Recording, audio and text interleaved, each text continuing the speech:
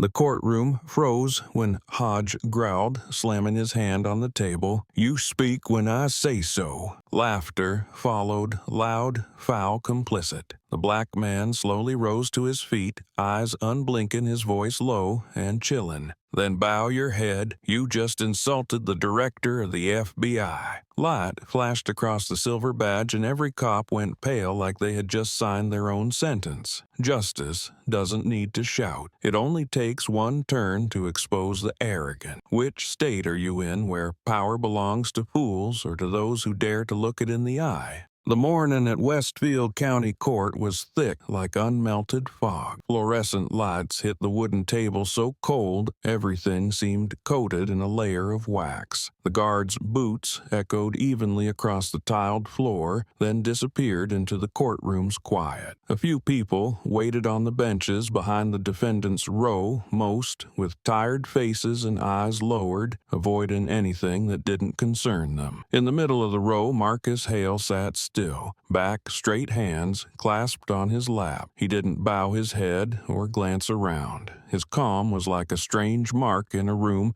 packed with compressed sound. Overhead, the white light bounced off his deep brown skin, giving a sense of stillness that made people want to break it. Two white officers sat behind him. Sergeant Rowan and Lieutenant Hodges started a small conversation loud enough for everyone to hear. "Funny, right? They always try to dress like lawyers before they start begging." Rowan chuckled, leaning forward slightly. "Let him talk, maybe. He'll recite poetry." Laughter cracked through the courtroom, dry and bitter. A few people flinched and turned, then quickly bowed their heads, pretending to flip through files. No one stepped in because everyone knew that in this court, cops were still the ones no one wanted to cross. Hodge pushed his chair back, metal scraping the floor, then said louder, "This place smells like bleach and pride." Guess who brought which? Marcus still didn't turn. He kept his eyes on the judge's bench where no one had yet appeared. His silence, instead of boring them, made them uneasy. Rowan leaned in closer, voice low but clear enough for the target. "Look at that calm face. They practice it in front of the mirror. Pretend they're civilized." Hodge nudged him with an elbow and laughed again. "Let him say something. I want to see if he stutters when we ask." A court clerk walked past, arms full of files glanced over, then quickly turned away. The room was flooded with a strange kind of silence. Not peace, but complicity. A draft slipped through the door, carrying the street noise with it, but it didn't lift the weight in the air. Marcus took a deep breath, not out of fear, but like he was regulating his pulse. The light sliced across the row of seats, flashing in his eyes, cold and sharp, like steel, yet so calm it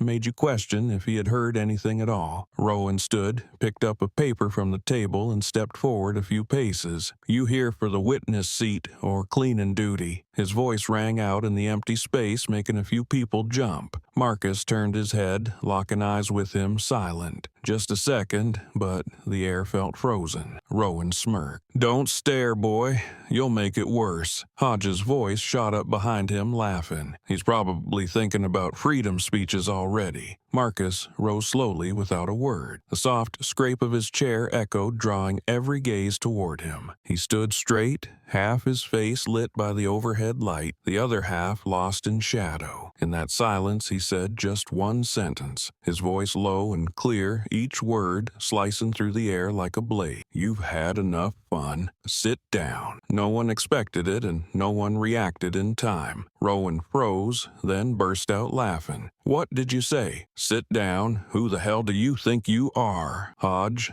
doubled over, voice breaking from delight. "Did you hear that, Lieutenant? The man's giving orders now." The courtroom door opened and a clerk entered. The clatter of a pen hitting the floor turned all heads. Through it all, Marcus's eyes never left the two officers. He sat down slowly, not with anger, but with absolute control. Hodge tapped at the back of his chair, trying to seem unfazed, but something in that gaze made him look away if only for a breath. The judge entered. The gavel struck, restoring order. Rowan sat down, muttering under his breath, "This isn't over." Marcus kept his eyes forward, said nothing. The white light still glinted off his collar, cold and still. A breeze slipped through the door crack, carrying the rustle of leaves, and the room settled back into what passed for normal, a staged kind of order. In the quiet, Marcus understood exactly what was unfolding. Men who believed they had the right to insult were testing the limits of someone who didn't need to prove his place. Hodge leaned toward Rowan, speaking low just between them. "Next recess, we'll teach him manners." Rowan gave a slight nod, lips curled in that same harmless-looking smile that masked a habit of power. Marcus heard it all but said nothing. He simply lowered his eyes to the paper in his hands where the words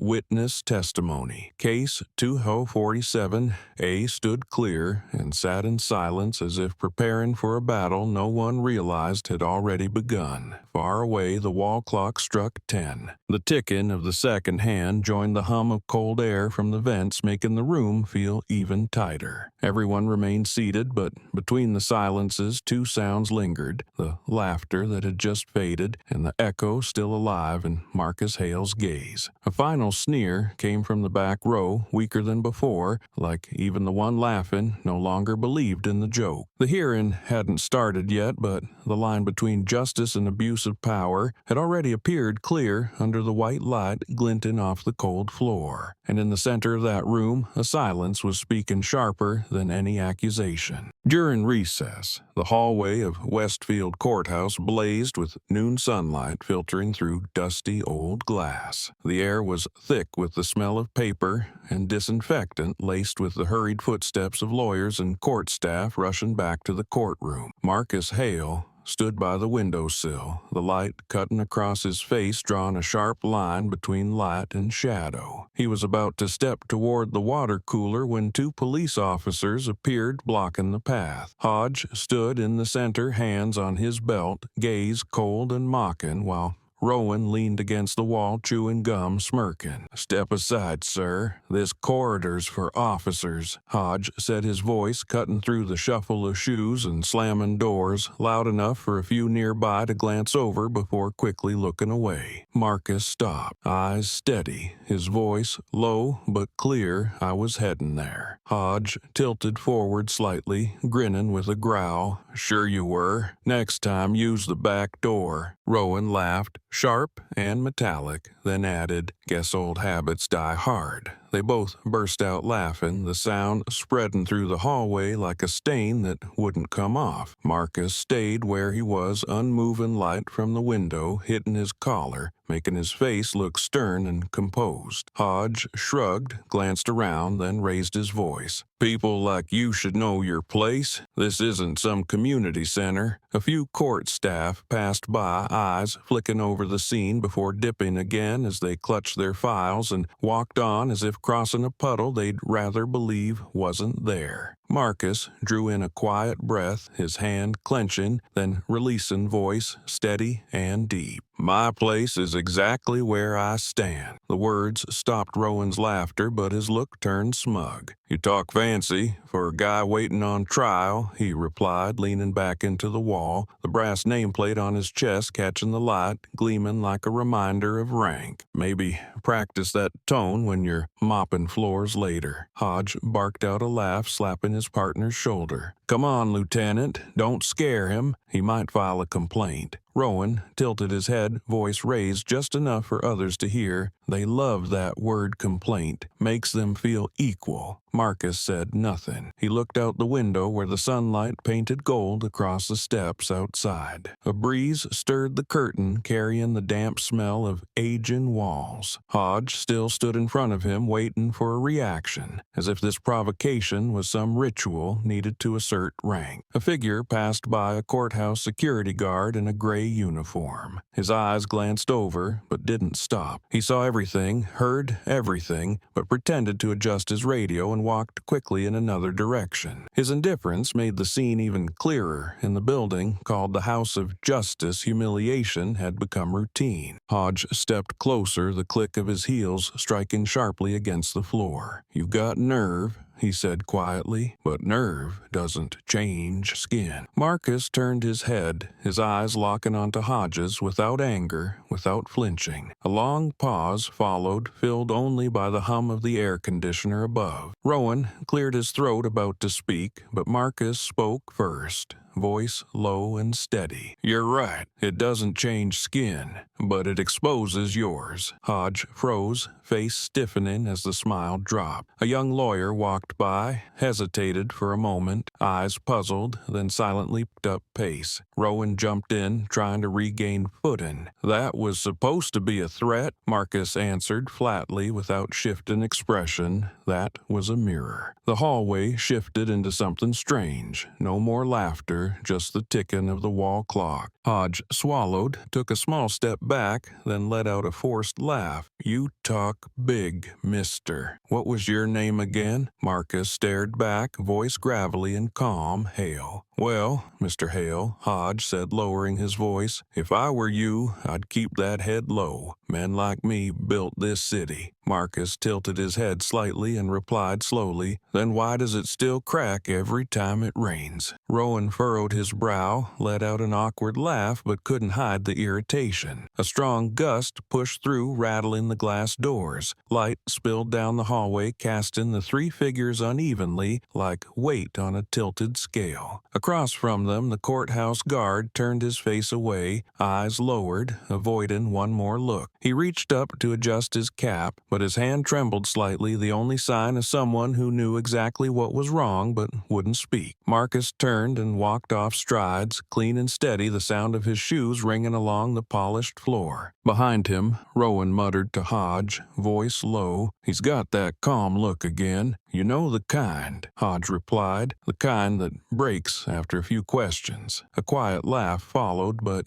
it didn't carry like before. Even they seemed to sense something in Marcus's eyes, something that made their joke feel small. He stopped at the end of the hallway, where the sign read, "Courtroom 2A." His hand brushed the edge of the door, cold like metal. Light spilled across his shoulders, casting his shadow long across the floor, blending into the dark corner by the wall. In the distance, Rowan and Hodge were still talking, their voices mixed with the hum of the air conditioner and the shuffle of shoes. A janitor passed by pushing a floor cleaning cart. His eyes met Marcus's for a second, then he gave a small nod. A minor gesture, but in that setting it felt like a faint beam of light in a house full of shadows. Marcus watched him go, then turned back to the hallway where the two men who had just insulted him kept laughing, confident in a world they believed belonged to them. He didn't respond, didn't pause, just stepped into the courtroom, letting the door close behind him. Outside the courthouse, guard looked up, his gaze flickering for a moment. He heard the door click shut, then turned away, pretending to focus on the notebook in his hands. The hallway fell quiet again, sunlight still cutting through the dusty glass, glinting on the damp streaks of freshly mopped floor where footsteps had just passed and left behind a heavy kind of silence. The silence of complicity no one wanted to name.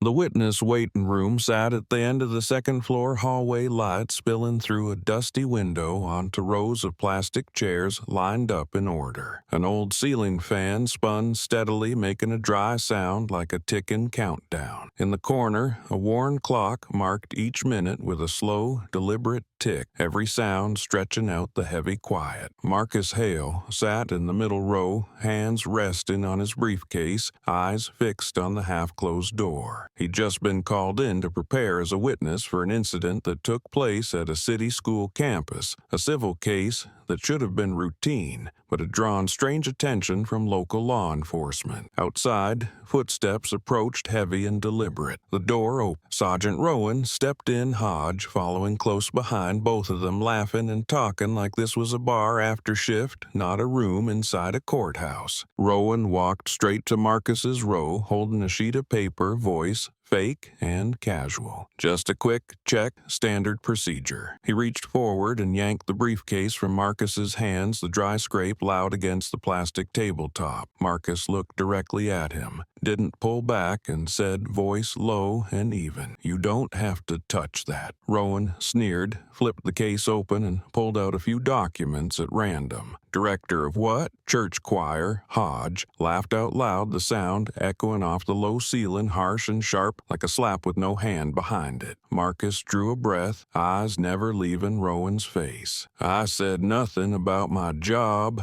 he said slowly, each word falling into the short space between them. Rowan tilted his head, lips curling. "You don't have to. Your face screams charity case." The air thickened instantly. Hodge crossed his arms and leaned against the wall, voice slow and poisonous. "Guess they send you here to feel equal for a day." Rowan tossed the papers onto the table, the folder cover bouncing once before landing on the floor. "Maybe next time bring someone to carry your dignity for you." Marcus didn't move, didn't speak, just stared. The light from the window cut across half his face, casting a silence so sharp that both men hesitated. But it didn't last long. Rowan stepped closer, pushing the tension forward again. "You got that stare again, the one that says you're above us. Let me remind you, this is our building." His last words hit hard, twisted by the bitterness behind his forced tone of humor. In the corner of the room, a young female clerk had just walked in. She carried a file, intending to set it on the table, but her eyes quickly froze on the scene in front of her. Her expression shifted, hand trembling slightly, the paper nearly slipping from her fingers. She quietly sat down on a chair a few steps away, pretending to read through documents. Rowan glanced over, speaking in a tone half joking, half warning.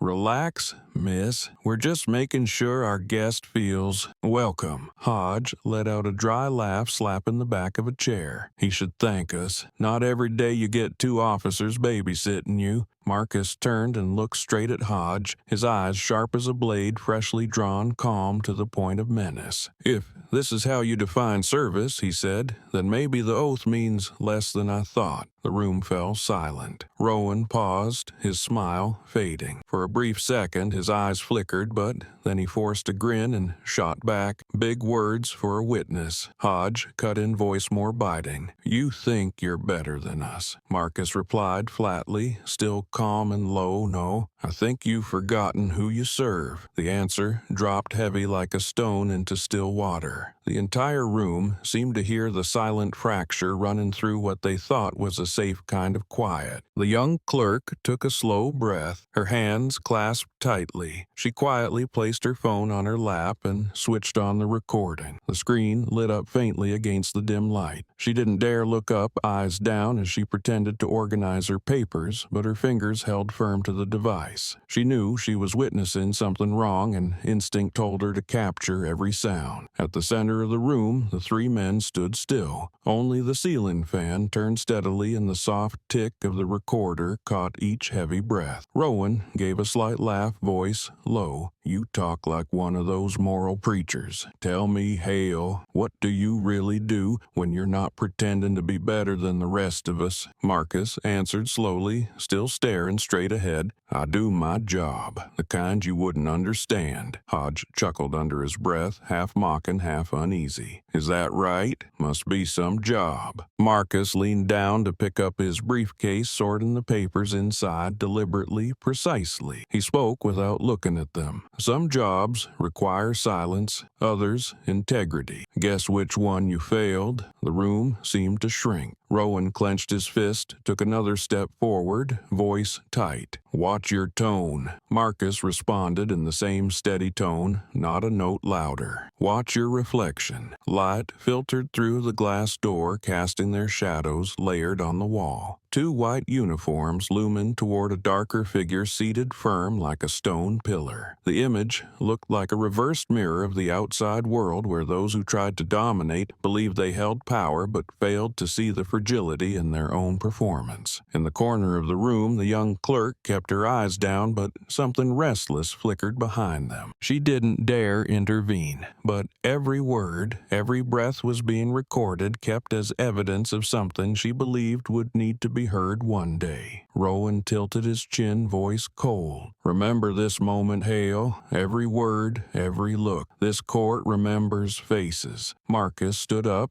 looked straight at him, steady and unflinching, voice clear. Good. Then remember yours, too. The door swung open. Another court clerk called out loudly, "Witness Hale, courtroom 3 is ready." The tension broke like glass. Rowan turned away, pretending to adjust his collar. Hodge squinted after Marcus' mouth twisted in a smirk that sat somewhere between mockery and unease. Marcus walked past them, not touching, not looking back. The door shut behind him, the hinge groaning like a final breath before the room fell into silence. The ceiling fan kept turning the phone on the clerk's lap, still lit, and the recording kept running, capturing something this courthouse had known too well to still recognize contempt, dressed in authority, and the silence of those watching whose conscience had not yet walked away. The main courtroom gleamed with a sterile coldness. Fluorescent lights reflecting off the tables and high ceiling made everything too bright, to the point where it felt more like a lab chamber than a place where people sought justice. The air was dense, every breath could be heard, with only the steady tapping of the female clerk's pen in the corner, marking time like the heartbeat of the room. Marcus Hale walked in, a murmur stirred among the audience seats behind, then quickly died as the judge struck the gavel. He took the witness seat, eyes steady, face still. To the right, the school's attorney was preparing to speak, his voice dry and detached, the kind people use when reading a report, not when speaking to a human being. On the left, officers Rowan and Hodge sat with the security team, arms crossed, eyes indifferent. The first question came gentle but soulless. "Mr. Hoyle, you were present at the scene of the incident at Northbridge School on the 14th of last month, correct?" Marcus answered briefly. "Yes." The attorney continued. "Can you recount what you saw?" He spoke slowly, evenly. "I saw 2 students scuffling, one was pushed down. I didn't intervene, just alerted security."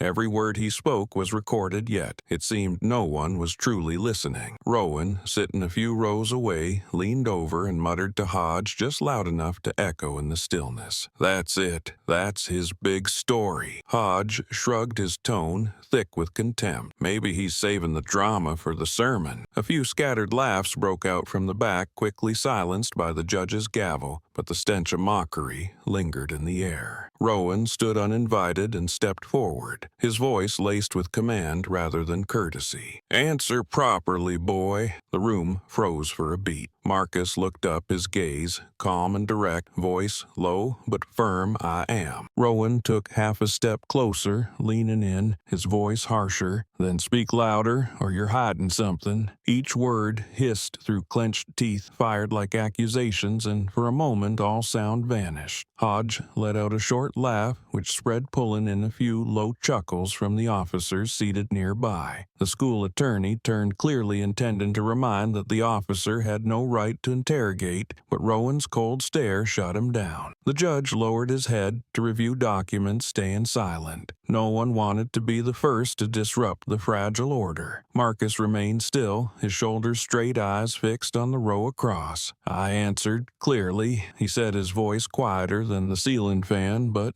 carrying farther than any other words spoken in that room. Rowan smirked, shook his head, then suddenly threw the stack of files in his hand onto the witness table. Papers scattered their sharp rustle, slicing through the silence. "Then stop pretending you're some kind of saint," he said, his voice bouncing off the walls. No one had time to stop him. Hodge burst out laughing, slapping his knee. "He's shaking! Look at him." Marcus didn't move, only his eyes shifted, locking on the 2 men standing before him, not with anger, but with a gaze cold as steel. "I'm here to tell the truth," he said, "not to play your game." The words made Rowan freeze for a second, but he quickly regained his swagger, stepping in closer, close enough for his breath to brush the other man's face. "Truth," he said. "Men like you don't get to define truth in this building." Marcus didn't flinch. The overhead light cast a sharp line down the bridge of his nose like the edge of a blade. In the gallery, a few people leaned forward, half curious, half uneasy. A young reporter in the last row instinctively pressed the record button. The air was tight, like a drawn wire, ready to snap at the smallest sound. Rowan leaned in even closer, his voice low and rough. "Say it louder, so the court knows what kind of man you are." Marcus drew a breath, his eyes never leaving Rowan's. "The kind who won't bow." The words left his lips soft as wind, but carried the weight of thunder. Rowan clenched his jaw, then, in a brief flash of lost control, his hand swung up. The sound rang out sharp and dry like metal on stone. The slap froze the entire room, its impact bouncing off the walls before shattering into the heavy silence. Marcus's head tilted with the blow, his jaw tensed, then slowly turned back to center. A red line formed on his cheek, thin as a scratch, but the bead of blood at the corner of his mouth left the room stunned. He didn't raise a hand to wipe it, didn't look down, just sat still, eyes locked straight ahead, clear and bright. No one in the room spoke. The attorney lowered his head, pretending to arrange papers. The judge looked up, then down again as if nothing had happened. A security officer by the door shifted slightly, but Hodge's stare stopped him. Rowan pulled his hand back, his eyes, empty lips, pressed tight,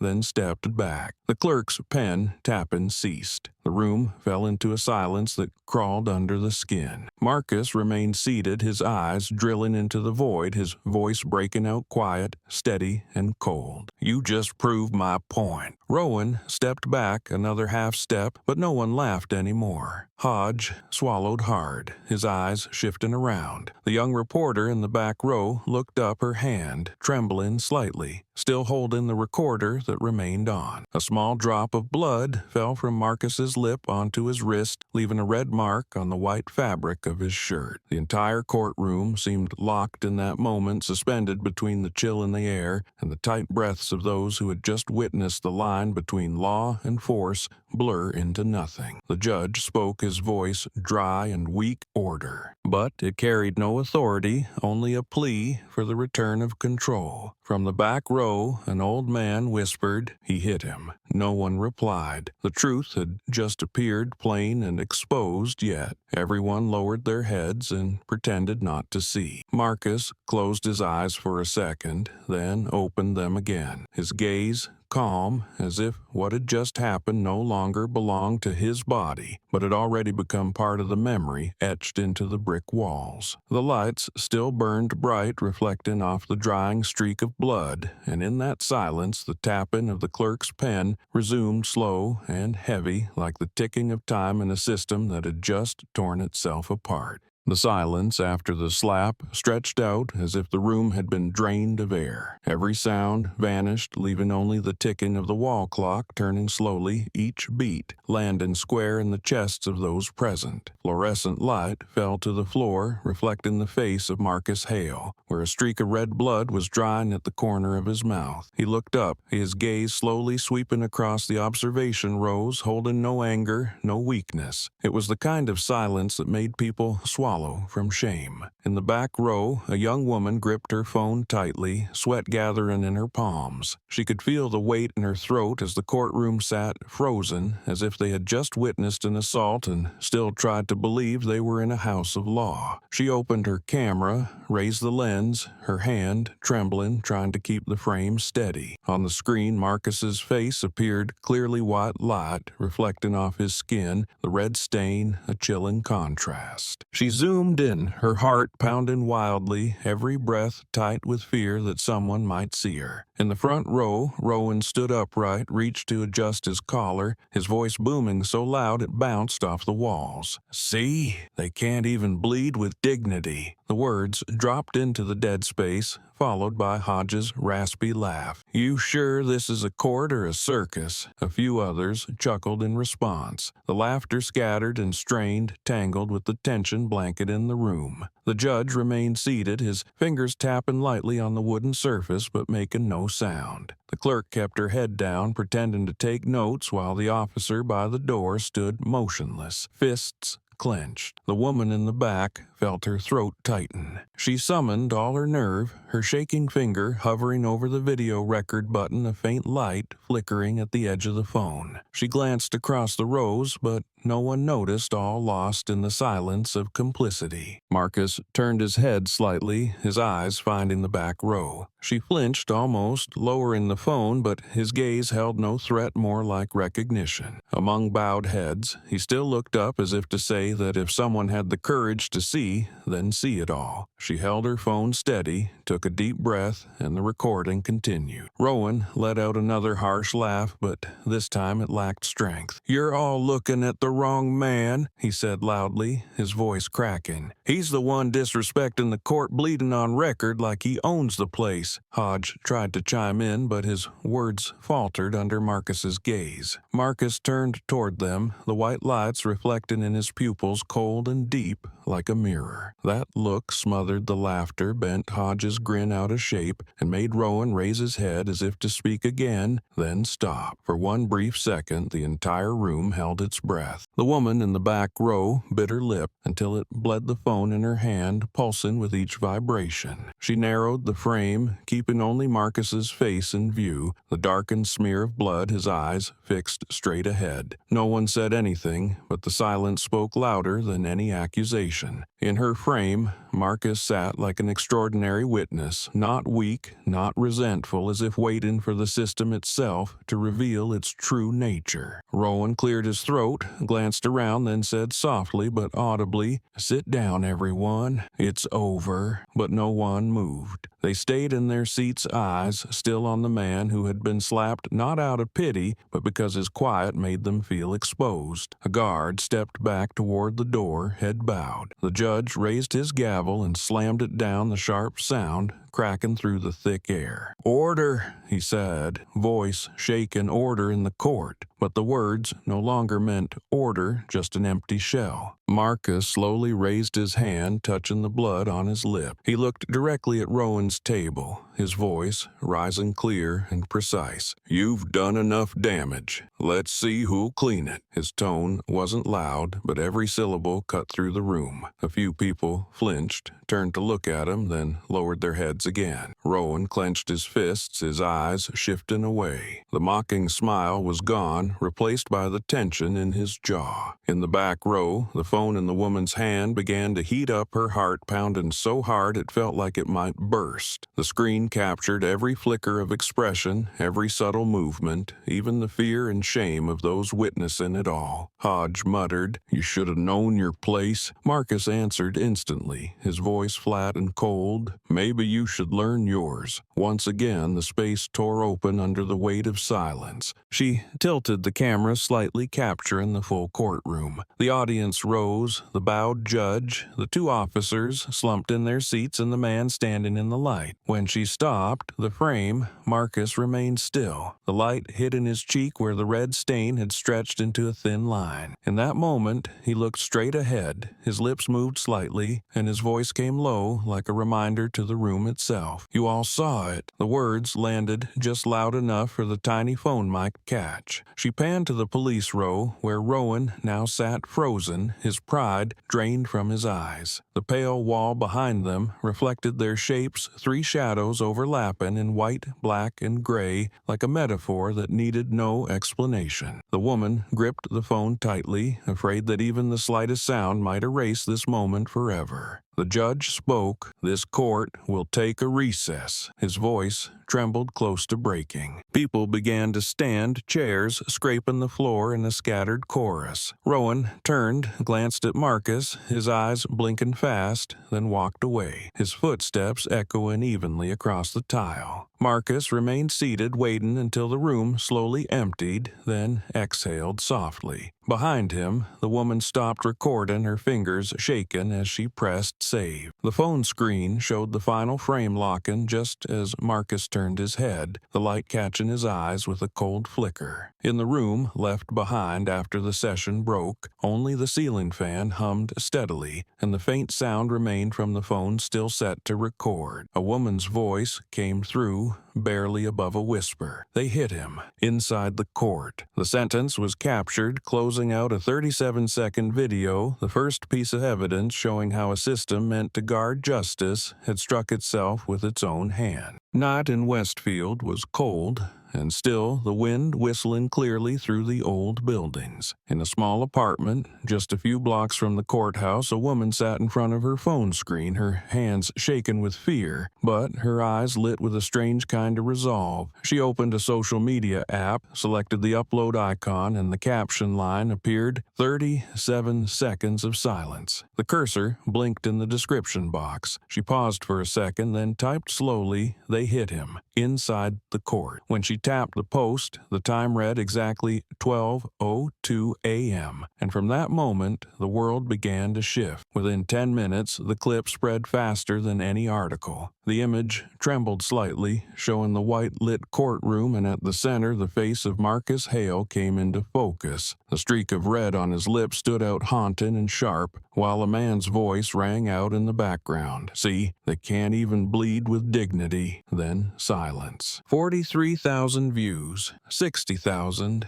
then 200,000. Each view brought hundreds of new comments, questions popping like small explosions in the dark. In court, they slapped him in uniform. Where was the judge? Who recorded this? Is this real? News pages picked up the video like wildfire. A local news station clipped it for the morning report, the headline showing just 3 words, "Courtroom violence exposed." In the comments, someone wrote, "He didn't flinch," with a raised fist emoji. Another replied, "He didn't have to." His silence screamed louder. Within hours, the hashtag Westfield silence flooded trending lists, appearing on Twitter, Instagram, and even in sports forums. The headline repeated everywhere, "A slap heard across the system." Clips from the video were zoomed in, cropped to a single frame. The 20-second mark where Marcus raised his head, eyes forward, lips slightly parted. That image spread like a symbol. A user from Atlanta posted, "That's not a victim, that's a test." The comment was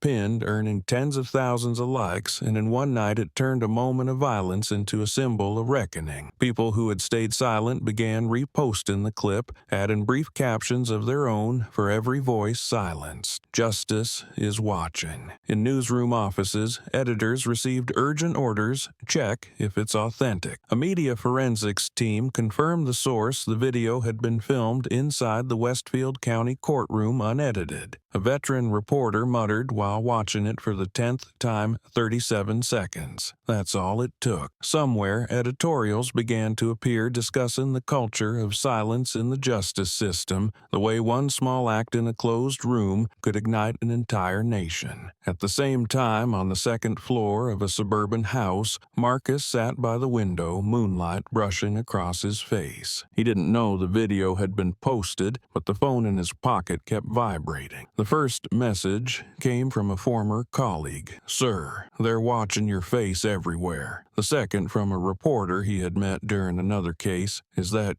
you in the Westfield tape?" He stared at the screen, the blue glow reflecting in his eyes, then set the phone down. The moonlight slid across the edge of the table, resting on an old metal badge etched with the words, Federal Bureau of Investigation. Across the city, the lights at the Westfield Police Department stayed on through the night. In the conference room, the large screen played the video on a loop. Rowan stood in front, pale, gripping a coffee cup he didn't drink from. Hodge paced, muttering curses. "It's fake. Someone edited it." A young officer opened a laptop, speaking softly, "Sir, the timestamp matches the court schedule. It's real." The room went silent. A senior official growled, "Get ahead of it. Make a statement before the media kills us." But none of them knew what to say because the footage was too clear, too alive, and the blood on Marcus's collar was real. In online chat groups, the story spread. One comment read, "That slap wasn't an accident. It was a confession." Another added, "Every justice system bleeds somewhere." Activists began placing small red icons next to their profile pictures symbolizing the blood on Marcus's collar. Others printed the words Westfield silence, onto shirts, signs, turning it into the unofficial slogan of a growing protest. By 3 a.m., the video had reached 1 million views. International outlets began reporting. A major network streamed the clip live with expert commentary. It's not just about race, it's about the arrogance of unchecked power. In the live chat, arguments exploded, but everyone stayed locked on the video's final second. The moment Marcus turned his head, his gaze cutting through the lens, making viewers feel as if he were looking directly at them. The woman who posted the video sat quietly in front of her screen, her eyes heavy with exhaustion, but the view count kept climbing. She read each comment, stopping at the one pinned at the top. "That's not a victim, that's a test." She read it again, then nodded, whispering, "Yes, it was." Outside, the night wind moved the curtain. Light from the screen cast onto her face, her shadow overlapping the image of Marcus in the video. Two people,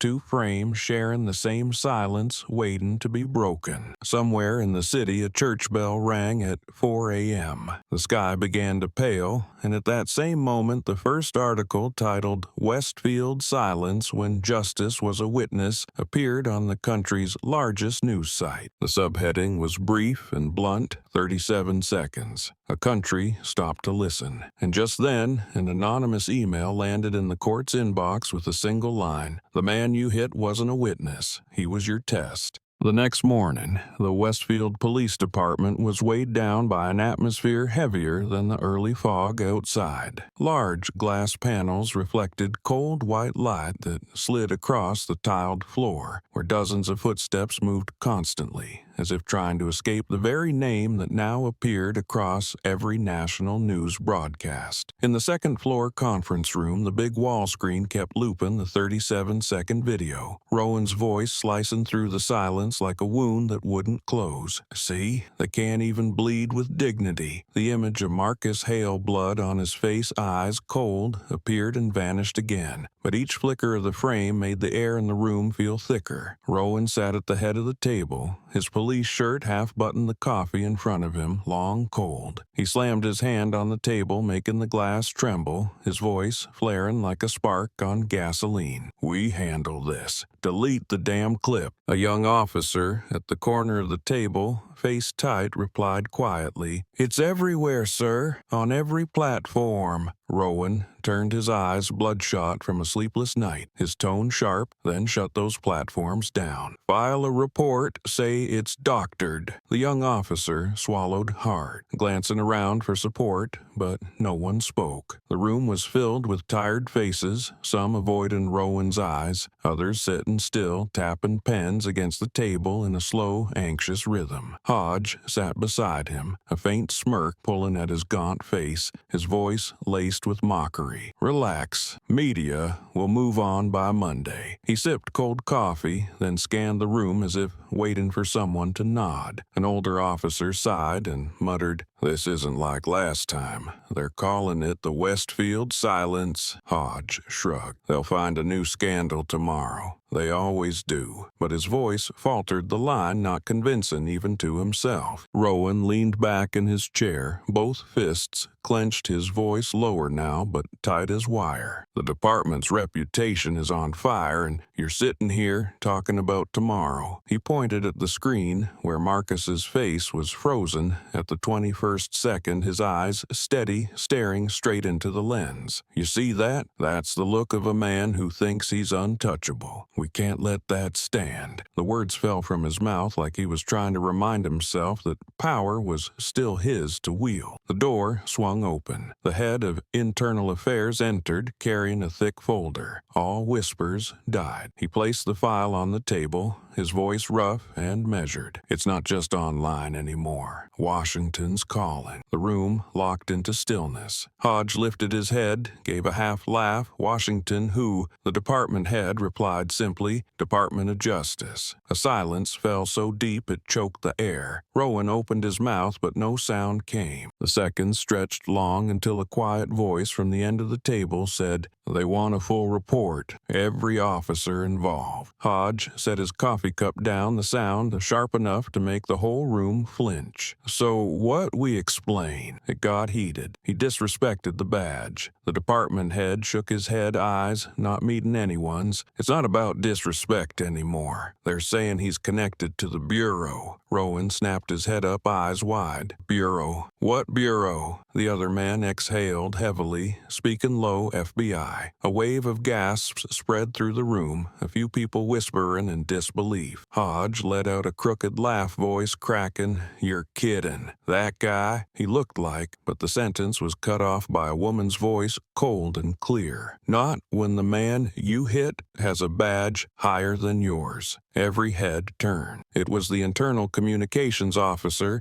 the only one who had dared speak plainly since the meeting began. She stood tall, gaze steady, her hand still gripping a stack of notes. Her words hit hard, each syllable echoing off the metal table, silence in the room. Rowan stared at her lips, pressed tight, but said nothing. Light from the window sliced across his face, tracing the tension. The air thickened. Everyone in the room was trying to make sense of what they had just heard. A few quietly pulled out their phones, searching for the name Marcus Hale on news sites. And in under a minute, the truth appeared in front of them, a flood of fresh articles, headlines, cold as verdicts. Anonymous sources confirm witness in Westfield case holds federal clearance.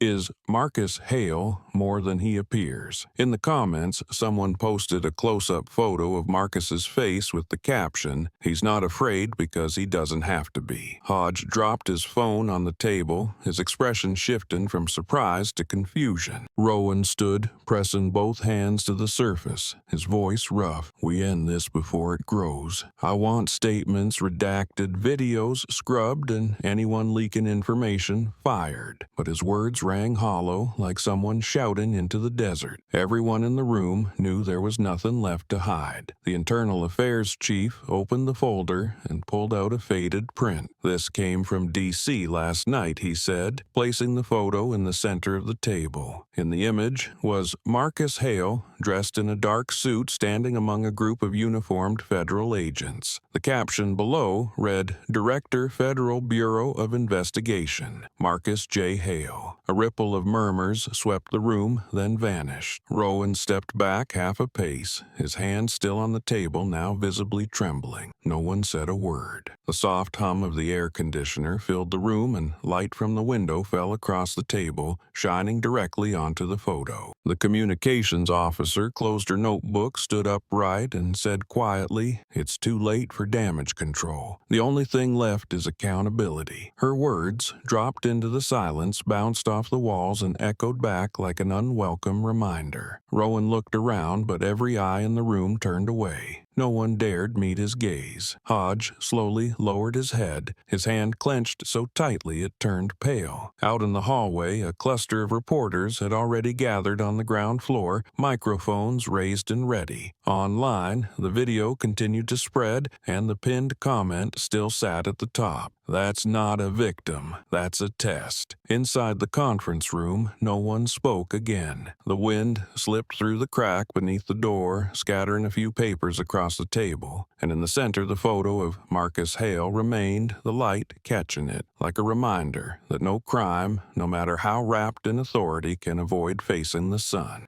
Night fell over Westfield beneath a layer of thin mist, streetlights casting a yellow glow across empty pavement, reflecting through the small window of a third-floor apartment. Inside, the woman who had posted the 37-second video sat quietly in a chair, the blue light from her screen washing over her sleepless, hollow face. In front of her, hundreds of notifications filled her phone messages, calls, emails from journalists, organizations, even anonymous figures calling themselves representatives of justice. All wanted the same thing, to know who she was and why she had done it. She hadn't replied to any of them. She just kept watching the video replay where the white light lit up Marcus Hale's face, the blood on his lip like ink spilled across the surface of justice. There was a knock at the door, urgent, but not forceful. She looked up, walked slowly toward it, and through the peephole saw two reporters, a man and a woman holding a camera and wearing press badges. The man spoke gently, his tone calm but pressing. "Ma'am, we're from Channel 8. We just need a minute." She opened the door a crack, glanced down the empty hallway, then gave a slight nod. The door opened, they stepped in, and the camera light clicked on, illuminating half the room. The female reporter spoke first. "Are you the one who filmed the Westfield trial video?" She stayed silent for a few seconds, then looked up, her voice rough from tension. "I didn't film courage. I filmed proof." The words settled heavily in the room. The cameraman lowered his hand. The female reporter gave a small bow of her head, her eyes filled with both respect and disbelief. "Why did you decide to post it?" The question came, but the woman didn't answer right away. She turned to look at her laptop on the table. The video paused at the 27th second, Marcus staring directly into the lens, his eyes bright under the cold lights. "Because no one else did," she said, voice quiet but firm. "Everyone saw it. Everyone heard the slap, but they looked away. I couldn't." She stepped closer to the screen, rewound to the final frame where his gaze locked with the camera. The cameraman followed her line of sight, the shot capturing Marcus's eyes through the screen, and the room fell silent again.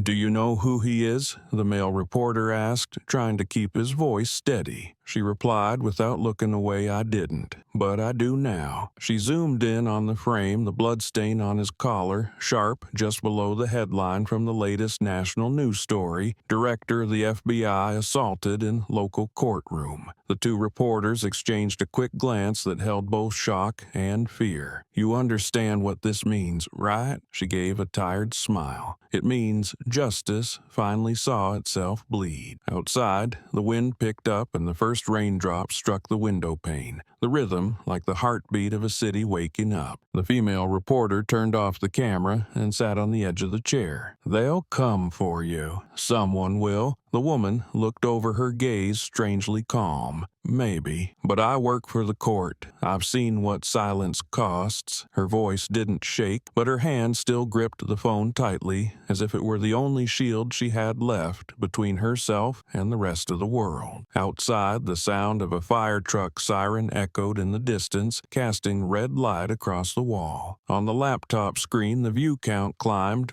By the second, 2 million, then 3. Major news outlets ran breaking headlines, Marcus's image cropped into an icon spreading across the internet. She watched it all, but there was no pride in her eyes, only fear mixed with the sense of having crossed a line she couldn't return from. "You think he'll speak?" the male reporter asked, trying to break the heavy silence. She answered without turning. "He already did, in 37 seconds. They left after 15 minutes, leaving the room bathed in dim light. She sat down, reached out, and slid her finger across the screen, rewinding to the moment Marcus looked into the lens. It felt like he was seeing through the glass, straight into her, exposing something deep inside her soul. Those eyes didn't accuse, didn't beg, but seemed to say, "Don't step back." She closed the video, leaned her head against the chair, the light from the window casting a faint stripe across the floor. The small apartment fell silent, only the ticking of the clock marking each second. Then a soft ping sounded. A new email appeared in her inbox. The sender was a string of random characters, no name, no profile image. The subject line was simple: "Do not be afraid." She opened it. The message displayed across the screen: "The Bureau is already watching." She read the line again and again, a chill running down her spine. But in her eyes, a flicker of belief began to form, something sharp and bright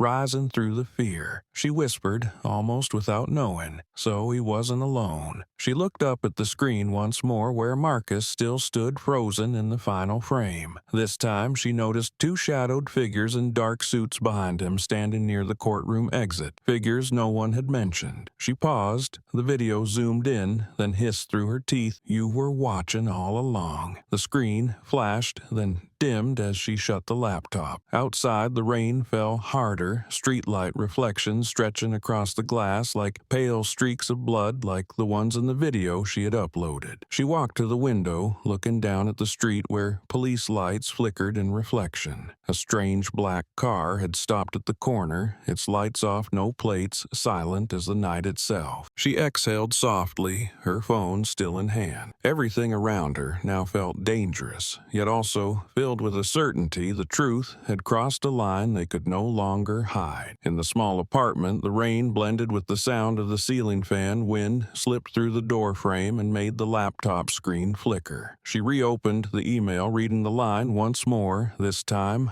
like a promise: do not be afraid. The Bureau is already watching. Out there, beneath the thick black sky, the lights in a building a few blocks away remained on, so someone else was watching the same video and understanding that this was no longer just the story of one man slapped, but a warning to the entire system. Marcus Hale had yet to reappear, and his silence had started to speak louder than any accusation.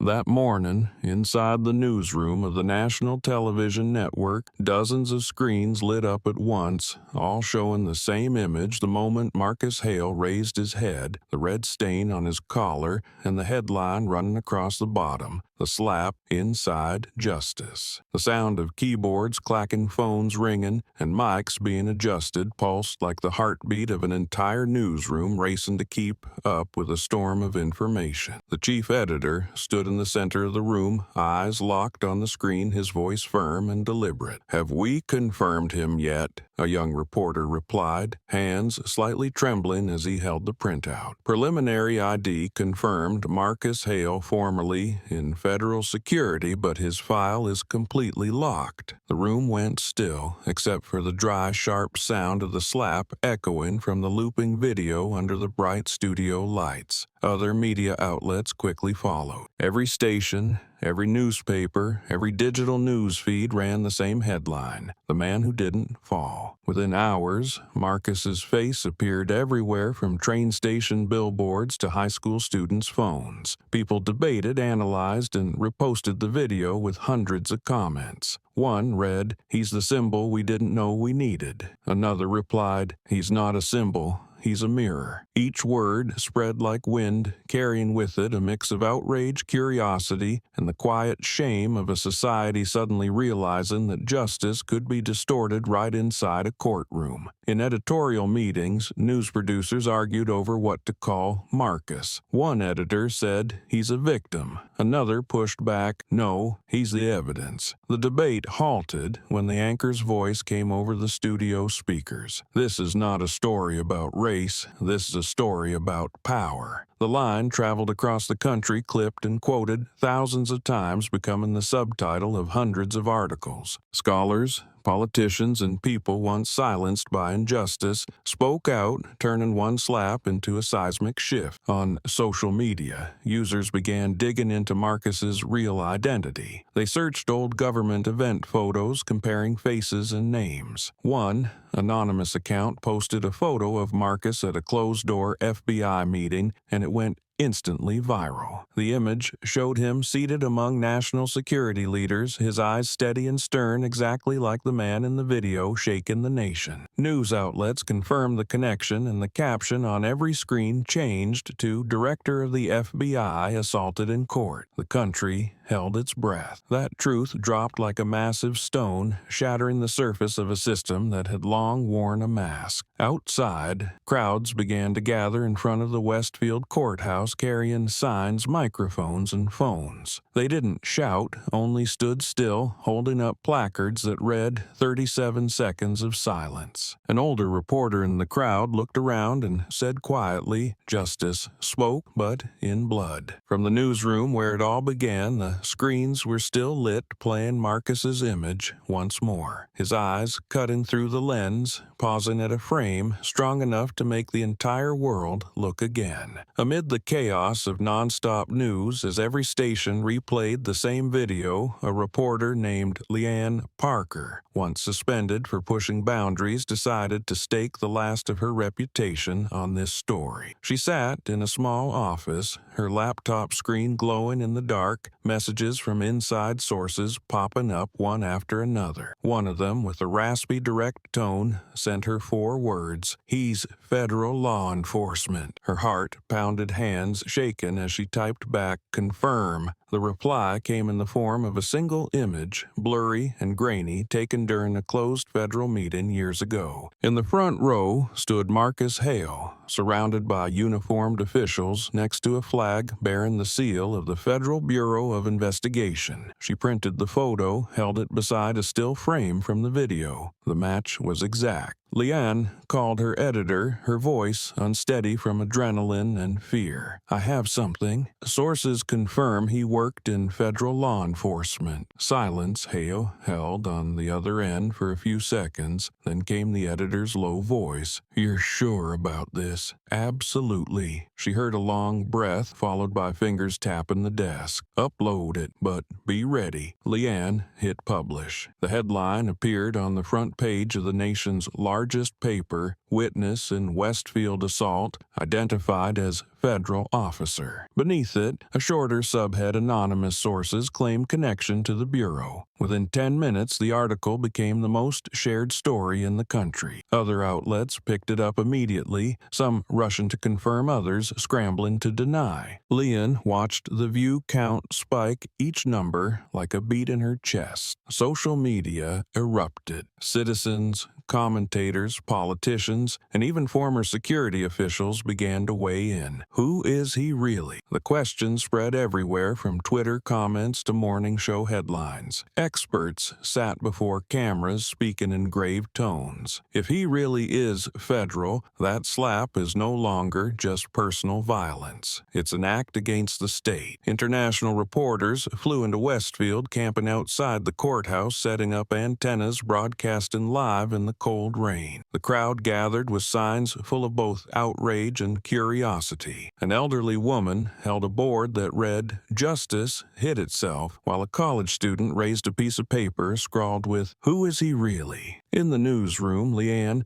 looked up at the screen and saw her own headline being read by another anchor. She knew from that moment the story had moved beyond her control. In Washington, federal agencies received requests to confirm his identity, but no one responded. A spokesperson for the Department of Justice gave only a brief statement: "We're aware of the incident." That vague reply only stirred the public more. Someone inside the government quietly told the press, "He's not just an ordinary witness," but no one dared say more. Every conversation in cafes, offices, and schools revolved around one name, one face, and one unanswered question. By the end of the day, a wave of new articles appeared, each offering a different theory. Some claimed Marcus Hale was a covert operative. Others insisted he had advised the Department of Homeland Security. One outlet ran a bolder headline: "The man who tested the system." As the sun set, cityscapes glowed with screen light, and the question, "Who is he?" really continued to echo like a challenge directed at a nation now forced to confront the truth that some hold power so long they forget power has limits.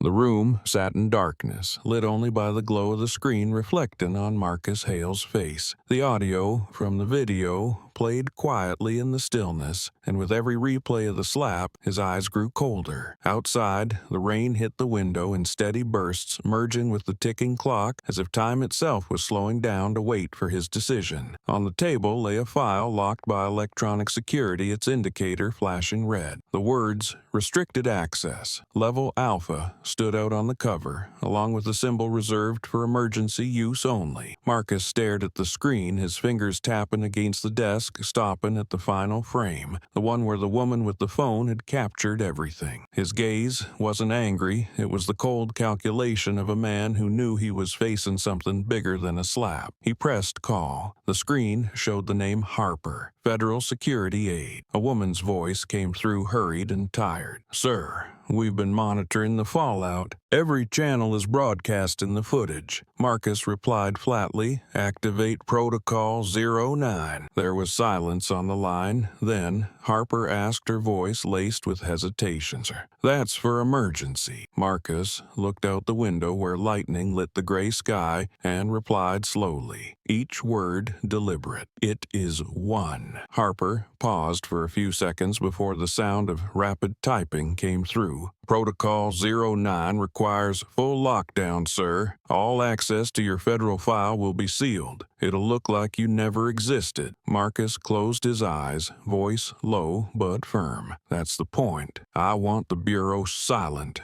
until I say otherwise." A sharp knock of something hitting a desk was heard. Then Harper whispered, "Understood. The system will recognize you as inactive." In the moments that followed, security protocols activated across federal servers, wiping traces of data, images, documents, and digital record. In Washington, federal archive officers suddenly received a halt command, their screens flashing, "File temporarily unavailable." Marcus looked back at the badge on the table, the light catching on the engraved words, "Federal Bureau of Investigation." He lifted his hand thumb, resting along the edge of the card, eyes lingering longer than usual. In that moment, he understood that what was coming would move beyond the reach of ordinary legal systems. Sir Harper's voice returned uncertain. "Once I confirm you'll be off the grid. No calls, no trace." Marcus cut her off. "Do it. They've turned the court into a theater. It's time we decide who's watching." The sound of typing stopped, followed by the heavy mechanical voice of the system. "Protocol 09 activated. All records sealed." The screen's light dimmed, shifting to a deep blue, casting its glow over Marcus's face,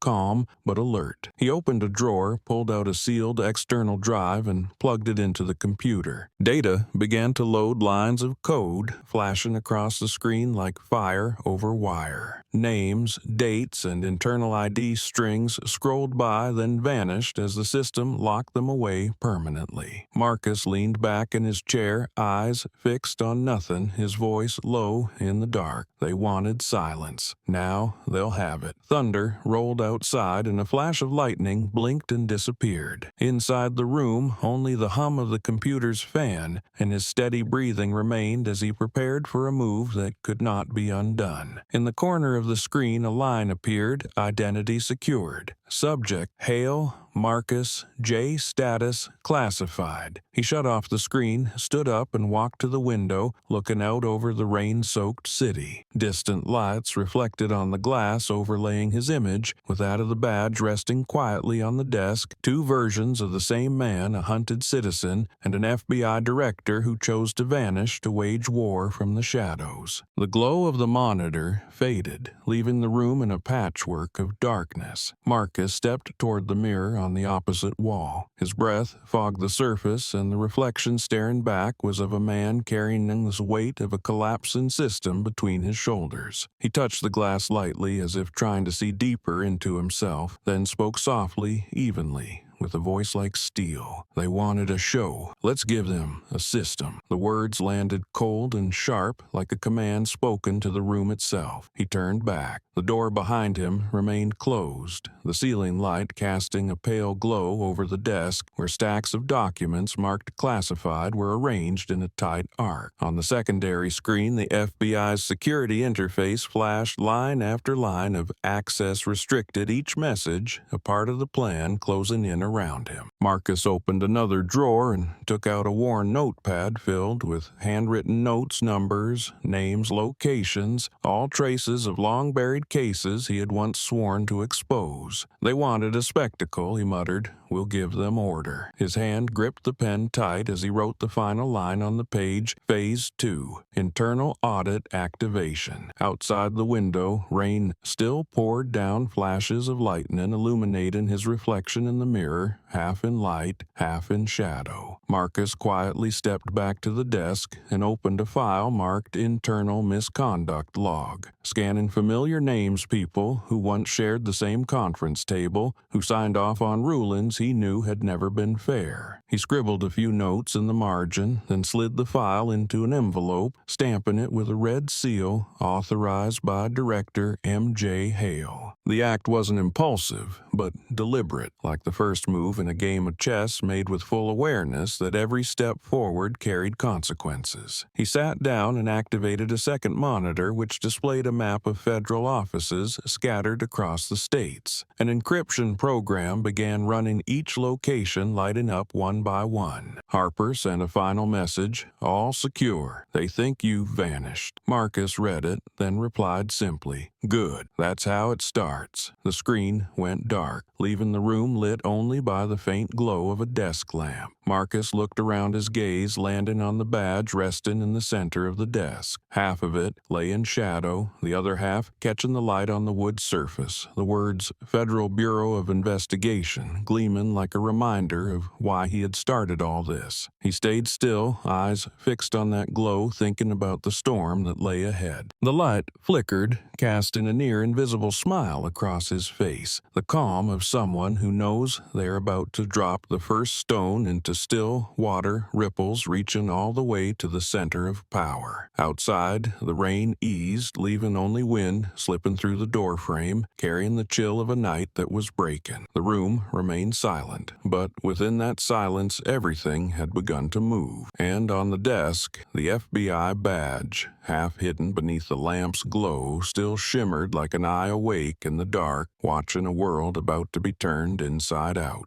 Early morning in Washington, D.C., a thin fog blanketed the streets around the Department of Justice, pale yellow lights reflecting off cold glass surfaces. Inside, on the top floor, a secure meeting room was locked behind 3 layers of security. 12 people sat around a long table, no one speaking, only the sound of the ventilation fan spinning above and the white light shining directly onto the thick file in front of them. The report, titled Westfield Court Incident, lay at the center unopened. The air was heavy, as if everyone understood that once the file was opened, there would be no turning back. The Director of Internal Security, a gray-haired man with a tense expression, stood and spoke, his voice low and clipped. "The victim is Director Marcus Hale." The words drained the air from the room. Each person turned, glancing at the others, eyes caught between disbelief and fear. One deputy dropped her pen, the sound of metal on the table sharp and dry. At the head of the table, the Deputy Attorney General sat upright, hands clasped, eyes down, and said quietly, "Repeat that." The director repeated slower this time, every word landing hard on the floor. "The man assaulted in the Westfield courtroom is the current director of the FBI." Silence returned, stretching long enough to hear the wall clock mark each second. One member of the group tried to stay composed, flipped open the document in front of him, scanned a few lines, then asked, "How did this stay off record?" The director answered, voice held tight. "Director Hale activated Protocol 09 before we could intervene. His identity file was sealed within seconds. He's off the grid." The deputy leaned back, rubbing his forehead, his tone weary but cold. "So we have a federal director assaulted in open court, a viral video spreading nationwide, and no official record that he even exists." Another voice cut in, urgent. "The president's office is asking for a statement. They want confirmation." No one replied. The wall monitor continued looping the footage of Marcus raising his head, his gaze echoing into the stillness of the room. "This is beyond damage control," a legal advisor said, her voice quiet but firm. "This is a crisis of credibility." The director flipped more pages, projecting footage from the Westfield courtroom security cameras. Under the stark lights, the details scales appeared cold and clear. Officer Rowan Hand raised the sound of the slap blood on the collar. Each frame was evidence, and each piece of evidence was a direct blow to the system's reputation. "We can't bury this," he said. "It's already out of our hands." A young security analyst asked, voice trembling. "What's Hale's position now?" he answered. "Unknown. The Bureau has gone silent since the lockdown." The Deputy Attorney General stepped away from his chair, walked to the window, and looked out at the gray sky over D.C., his breath fogging the glass. "He's watching us," he said quietly, "and he's waiting." The words drew every gaze toward him. A voice from the end of the table added, "We're not dealing with a scandal. We're dealing with a reckoning." Outside, the sound of motorcade sirens echoed, red and blue lights flashing across the glass, reflecting into the silent room. On the large screen, the image of Marcus froze at the moment he tilted his head, dried blood on his lip, eyes steady and bright. The deputy stared at the screen, his voice lowered, half command, half concession. "Find out what he's doing next, and pray we're still part of the system when he decides to answer." The words landed like a mirror, reflecting the fear of a government realizing the man they thought was a victim might be the one holding the scale. In the cold light of the D.C. morning, the meeting continued, but no one dared say a word. The room sank into a thick silence. White light poured down onto the long table, covered in files illuminating faces frozen in a single expression, tension mixed with fear. After the Director of Internal Security finished his report, no one spoke. No sighs, no eye contact, only the soft, steady tapping of a metal pen on the table pierced the suffocating air. The sound came in slow, deliberate beats, like a countdown to something unavoidable. A legal advisor rested his hand on a notebook, eyes fixed on the bolded name, Director Marcus Hale. But his hand trembled,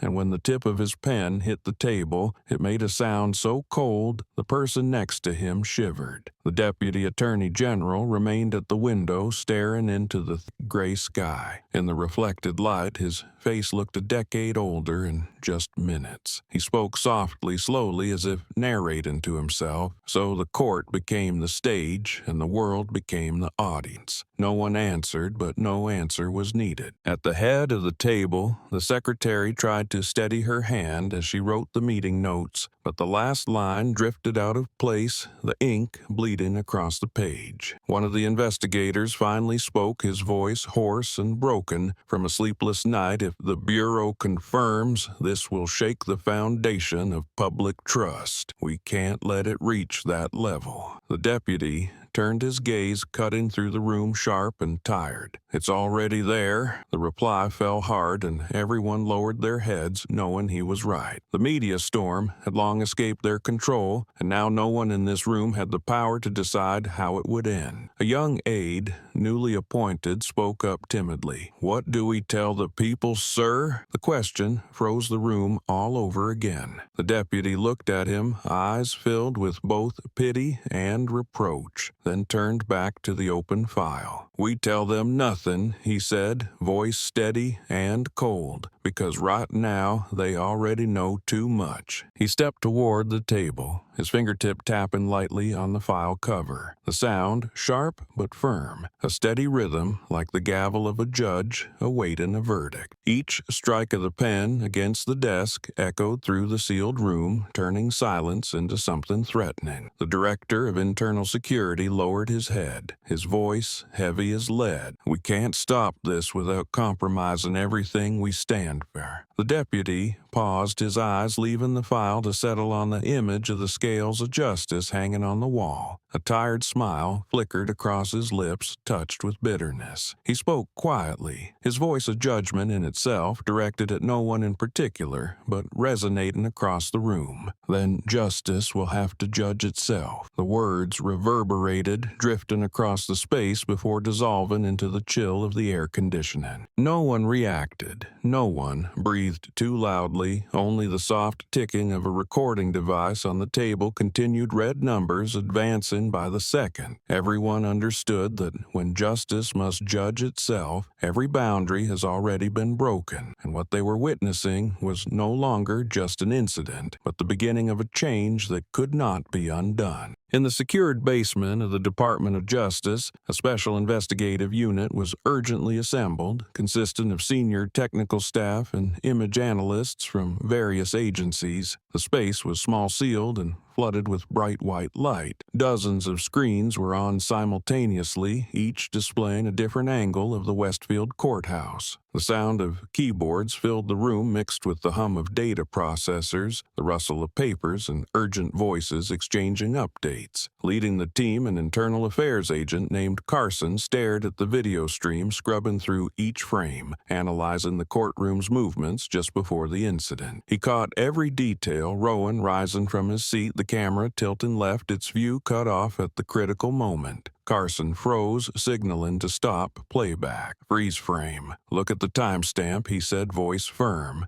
A technician responded. Camera 4 changed angle at 0913. That's 12 minutes before the assault. All eyes turned to the main screen displaying the courthouse's internal security access log. Every camera adjustment was recorded with the corresponding user credential. A red line appeared, glaring like a warning: user ID R. Rowan. Carson leaned closer to the screen, his voice low. Confirm the log. Cross-check with the control room. A technician quickly pulled up the security activity sheet. The entry matched exactly. He looked up, swallowing hard. Sir, it's verified. The camera was manually adjusted using Rowan's credentials. No one said anything else. The soft hum of machines filled the silence like the pulse of a body under surgery. Carson stood straight, picked up the internal phone, and dialed the Department of Justice directly. We have tampering evidence, he said plainly. Court security feed compromised by internal credentials. A pause. Then a female voice replied, proceed. Full data extraction. Report directly to D.C. He hung up, motioning to the team to accelerate. Data from the entire system was copied to secure drives, each packet encrypted and sealed with a security stamp. Everything moved quickly and precisely like a military operation. A young female analyst in the corner replayed all the footage from start to finish. When she reached the moment of the slap, she zoomed in on Marcus sitting down, the image noticeably blurred, then rewound 10 seconds. The camera shook slightly as if touched. Someone moved it manually, she said, her voice hoarse. Carson stepped closer, eyes focused, then nodded, and they made sure it couldn't see the slap clearly. They knew exactly what they were doing. He ordered trace every device connected to that network. A map appeared on the screen displaying the full layout of internal security connections. A new signal line appeared leading straight to the Westfield Police Department. Carson stared at it, his eyes darkening. That's their home base. Heavy footsteps echoed on the metal floor as he stepped away from the desk, stopping in front of the large screen panel. The blue light reflected across his face as he spoke slowly. The cameras didn't fail. They obeyed orders. A heavy silence fell over the room, broken only by the constant hum of the data scanner. Another agent added, Sir, if this gets out,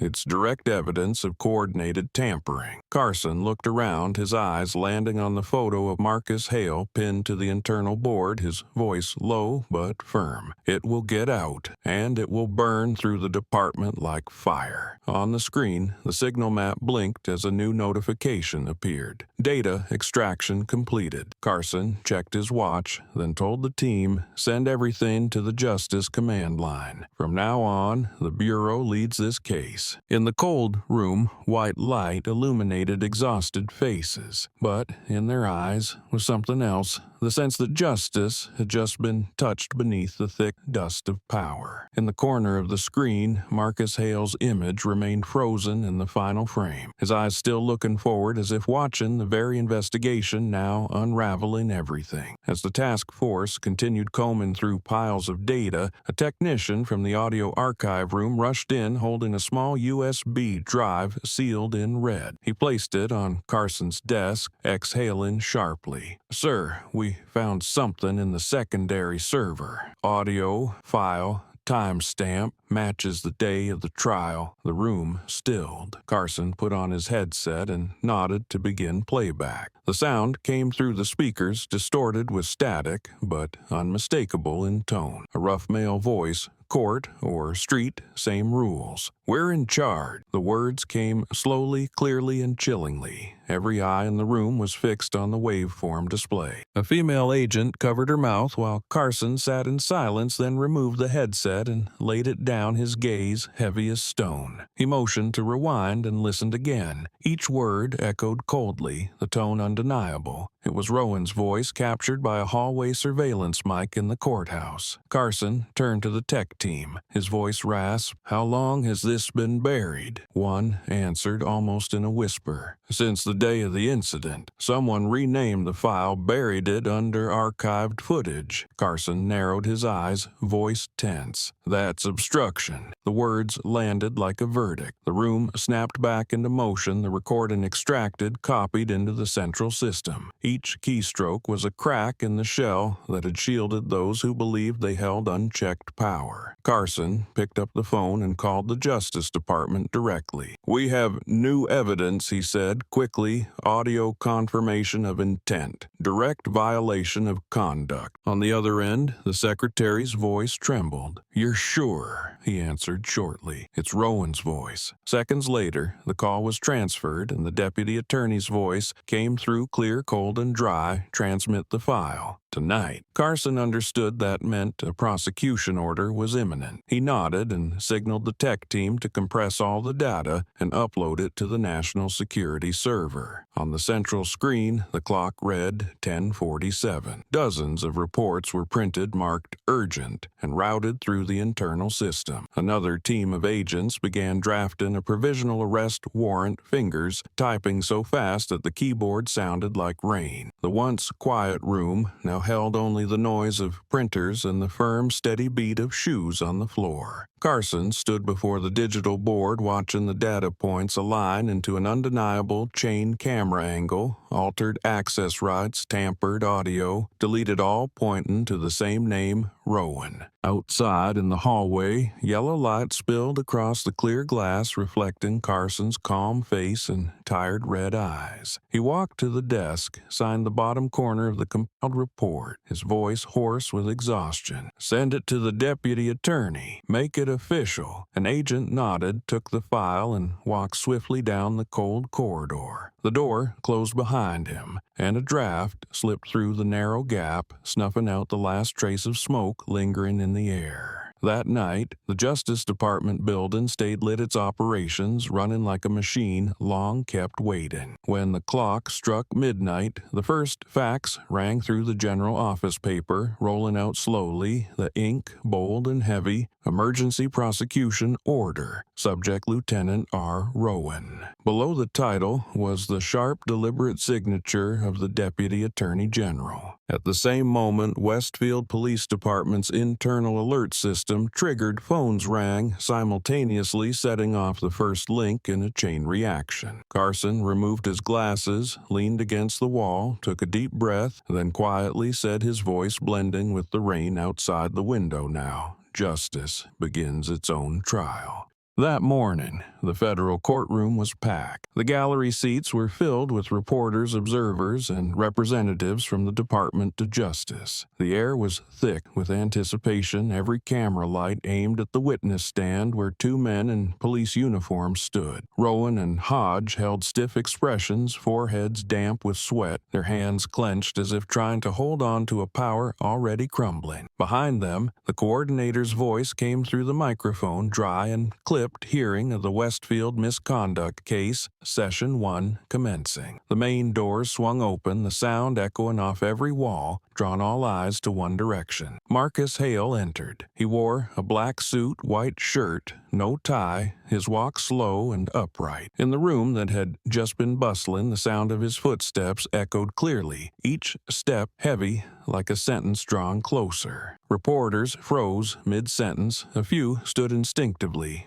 and the front row bowed their heads. Marcus didn't glance around, his eyes fixed on the witness stand where the two men who had mocked and struck him in the previous trial were now waiting. The silence between them was so sharp it seemed to freeze the room. Hodge swallowed hard, and Rowan shifted slightly but didn't dare look up. The presiding judge, an older man with silver hair, looked down at the list before him and then raised his eyes. His voice, even Mr. Hale, as director of the Federal Bureau of Investigation. "You are here to testify regarding the incident at Westfield Court." Marcus gave a slight nod, his gaze calm and steady. "Yes, Your Honor." The judge set his pen down, his tone slower. "You may proceed." Marcus stepped to the stand, standing tall, his eyes fixed on the two men before him, his voice low and firm. Two officers, sworn to uphold justice, turned a courtroom into a weapon. They didn't just strike a man. They struck the idea that justice was built on. Pens stopped moving, and every head turned toward him. Rowan gave a strained smile, his voice raspy as he tried to respond. "We acted under pressure. The situation was misinterpreted." Marcus stared directly at him, unblinking his tone. "Even pressure doesn't move your hand unless your conscience allows it." A wave of murmurs swept through the room, and the judge struck the gavel twice to restore order. Hodge stood frozen, his eyes darting away. Marcus continued, "I sat there and watched a system I served my whole life collapse under arrogance and pride, and I let it happen because I wanted to see how deep the silence could go." A reporter in the back row quietly recorded every word. Lights flared as the camera panned to Rowan. His face had gone pale, sweat beginning to bead on the skin of his neck. He tried to speak, his voice shaken. "We didn't know who you were," Marcus replied flatly, his eyes still as stone. "You didn't need to. You just needed to know what's right." The words fell heavy and bare. The entire room fell silent. Hodge looked at Rowan, but neither said another word. The judge leaned forward, his voice lowering. "Mr. Hale, do you wish to press formal charges?" Marcus looked directly at the stand, the ceiling light casting sharp shadows across his face, his voice steady. "The Bureau already has." The answer sent a wave through the room, whispers mixing with the clicks of cameras. The judge struck his gavel, his gaze turning to the federal investigators seated in the front row. They nodded in confirmation. Rowan stepped back slightly, gripping the edge of the table while Hodge stood frozen, his lips pressed tight. Marcus stepped down from the stand, pausing in front of them. "When justice was mocked, I chose silence," he said softly, each word cutting like a blade. "Today, silence ends." He turned and walked toward the exit, leaving behind two slumped figures under the white lights in a courtroom where justice had just been spoken by the very man once humiliated in Westfield. The courtroom sank into absolute silence, the buzz of fluorescent lights above sounding like a chorus stretched into eternity. No one introduced him, no one needed to say his name because the presence of Marcus Hale alone had shifted the rhythm of the entire space. He stopped midway down the aisle, white light casting shadows across his face, half lit, half dark, his eyes cold and sharp like a blade. Each of his steps echoed clearly, steady and firm, each one striking the floor like a reminder to everyone in the room the man they were looking at was no longer a witness in the Westfield case, but the director of the agency that had once watched over them all. He reached the stand without a word, opened his briefcase, and removed a metal badge. The movement was slow, deliberate, not theatrical, but enough to freeze every breath in the room. Marcus placed the badge on the table. The sound of metal hitting wood rang out sharp and dry like a judge's gavel. Under the light, the words Federal Bureau of Investigation and the engraved seal shimmered silver, gleaming in the silence. A few chairs slid back slightly. Reporters held their breath, and the two officers at the stand stood stiff as statues. Rowan swallowed hard, gripping the edge of the table, sweat rolling down his temple while Hodge looked at the floor, his lips moving but no sound coming out. Marcus stared ahead, his gaze sweeping across the room, stopping at the front row where Justice Department officials sat silent, bound by their own shame. He spoke slowly, his voice low, each word landing like a weight on the table. "Now, let's talk about power, and who should never have it. The sentence rang out cold and firm, no emphasis needed, yet enough to chill the room. Every word carried the weight of an undeniable truth. In the back rows, a few reporters stifled sharp breaths, their cameras shaken in their hands. The judge sat up straight, his eyes unsteady, as if witnessing something he'd never seen in a lifetime on the bench. Marcus continued, his voice gaining strength. Power was meant to protect, not to humiliate. When it turns into a weapon, justice bleeds. He paused,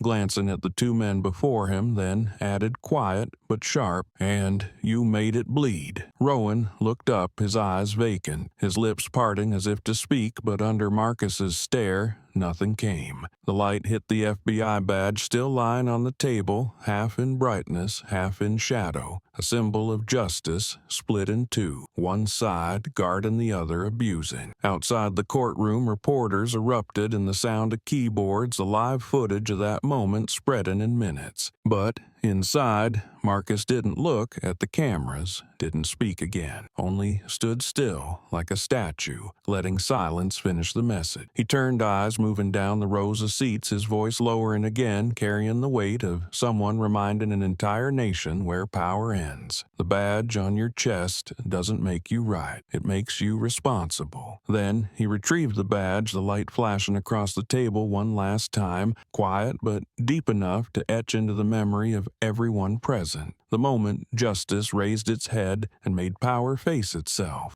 The temporary holding cell in the courthouse basement sat under the dim glow of a yellow bulb, the damp smell mixing with the chill of old metal. Two figures sat across from each other, backs against the wall, shoulders slumped. Rowan stayed silent, eyes fixed on the scratched floor, where the light reflected in faint diagonal lines. Hodge sat beside him, fingers interlocked, occasionally letting out a dry chuckle, the sound more like a sigh from someone who knew everything was already lost. In the hallway, the guards' boots echoed in rhythm, then faded, leaving behind a silence so heavy it pressed against the walls. On the small wooden table before them lay a thick folder stamped Federal Case, Internal Misconduct. The title, a final reminder that it was all over. Rowan lifted his head, his voice hoarse and tired. "We didn't know who he was," Hodge replied, eyes following the strip of light through the bars, "but you knew he was human." The line was simple, but it hit like a sentence. Rowan turned, his eyes dull and worn lips pressed together before releasing a breath dry and rough like wind through cracks in the wall. They sat in silence, each trapped in their own thoughts, replaying the same scenes in their minds. The white courtroom lights, Marcus's unwavering face, and the moment their hands struck out in blind pride. It all came back so clearly it felt like they were still standing there, but this time no one dared to laugh. No one had anything left to say. The door opened. A federal investigator stepped in, posture straight and cold. He placed two statements on the table, his voice even. "You'll have your hearing in 2 days. Legal counsel will be assigned." Rowan looked down at the page, the first line naming the charge. Clearly, obstruction and abuse of authority. He gave a short laugh, the sound cracking in his throat. "Authority. That's what we thought we had." Hodge turned away, his voice tight. "No, that's what we were hiding behind." The investigator said nothing, just stood there a moment longer, then quietly folded the folder, closed his eyes, flashing with a mix of contempt and pity. "You had a choice," he said, "and you chose power over decency." The door shut behind him,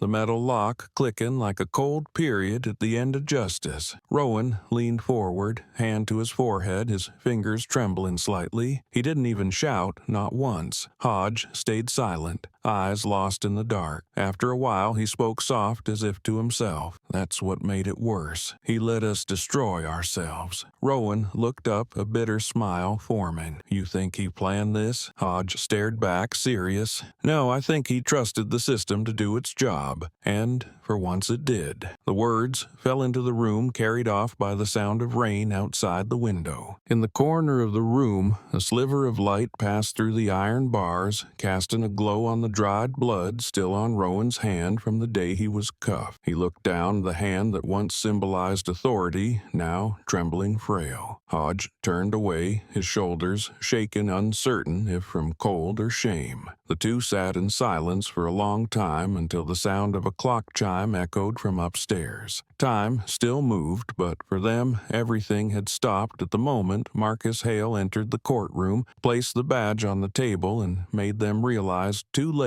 that some people don't need power to make the world bow. The dim yellow light in the holding cell flickered, casting shadows on the damp tile floor and onto their pale faces. The air was thick with the smell of paper ink and the exhaustion of two men who had endured days of interrogation. Rowan sat across from the federal investigator, eyes sunken, hair matted from sleepless nights. Before him lay a thick folder, flipped to the final page where the words "final statement" stood out like an ending. He held the pen, fingers, trembling eyes on the paper, though he could no longer read what it said. The investigator placed a hand on the table, his voice even and cold. "If you have anything to add, now is the time." Rowan pressed his lips together, throat tight, the only sound a sharp breath. "There's nothing left to say." The answer faded into the yellow light, absorbed by a silence that seemed tired from witnessing too much. Across the room, Hodge was writing the final lines of his confession. Each word he wrote weighed heavily, every stroke pressed into the paper like releasing what remained of his pride. He stopped, looked over at Rowan, his eyes no longer angry, no longer defensive, just the look of a man drained by himself. The supervising officer nearby stood in silence, the light reflecting off the badge on his chest, the only thing still shining in the dim room. Outside, rain hit the iron window frame in heavy drops, the steady rhythm ticking away the last seconds of a fading era of power. At exactly 11 o'clock, the investigator placed a new file on the table. On the cover was the title, "Disciplinary Verdict, Case 0146A. He looked at them, voice dry and firm. "The board has reviewed your conduct. You are both sentenced to a suspended term and permanent dismissal from duty." Hodge bowed his head, slightly, eyes staring into nothing, while Rowan shut his eyes tight. His fist clenched so hard the tendons showed. No one objected, no one begged. They just sat there in the silence of men who understood that every path to justification had already closed.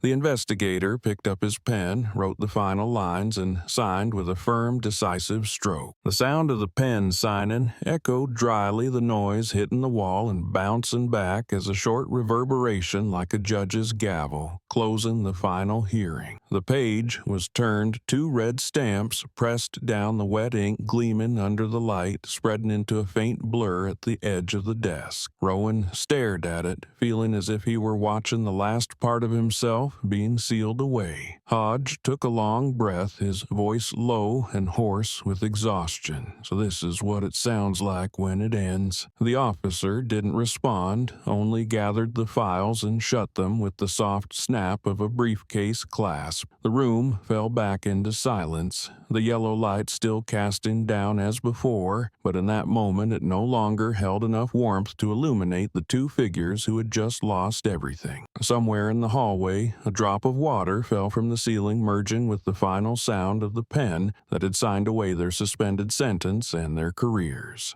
That morning, the plaza in front of the federal building was packed. Rows of American flags fluttered in the early wind sunlight, slanting through tall glass panes and reflecting onto the temporary stage set up at the entrance. Reporters crowded shoulder to shoulder, cameras and microphones aimed at a single point. At the center, Marcus Hale stepped onto the wooden podium, his posture calm and upright, his face clearly lit under the spotlights. The noise died down, leaving only the wind and the distant flapping of flags. He looked across the crowd, eyes no longer those of someone wounded, but of someone who had watched justice examine itself. Below him, everyday citizens, lawyers, cadets, all looked up, waiting for a word to bring closure to the storm that had shaken the nation for weeks. Marcus stood still for a few seconds before the microphone, then spoke briefly, his voice low, firm, and steady. "Justice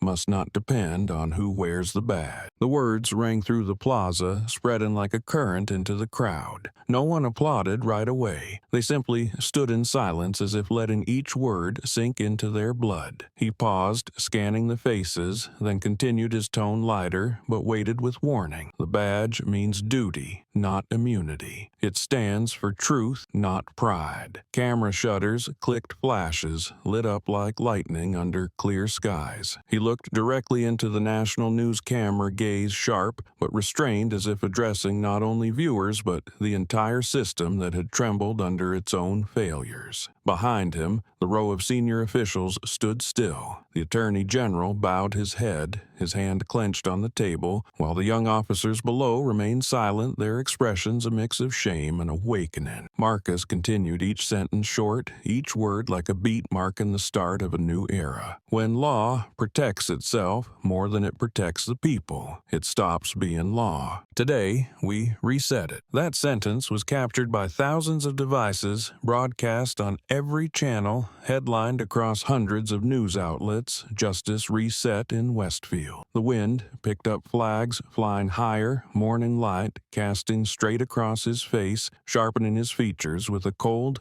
yet calm clarity. Below the stage, a young student raised a sign that read, "37 seconds changed us." A middle-aged man in an old police uniform removed his cap, standing tall, his eyes brimming as he looked up at the man once humiliated in a courtroom he had believed untouchable. Marcus bowed his head to end the speech, his voice fading but still echoing through the microphone. Justice isn't vengeance, it's accountability. As he stepped down, thousands of people applauded, the clapping steady echoing across the wind, not loud but deep and sincere. In a corner of the plaza, a group of police cadets stood at attention, their young commander calling out, "Attention!" The sound of boots striking the pavement rang like a silent oath from a new generation. And in that moment, with the flag soaring high in the clear sky, justice was reset not by force, but by a sentence powerful enough to make a nation stop and reflect. Marcus Hale's words spread like fire in the wind,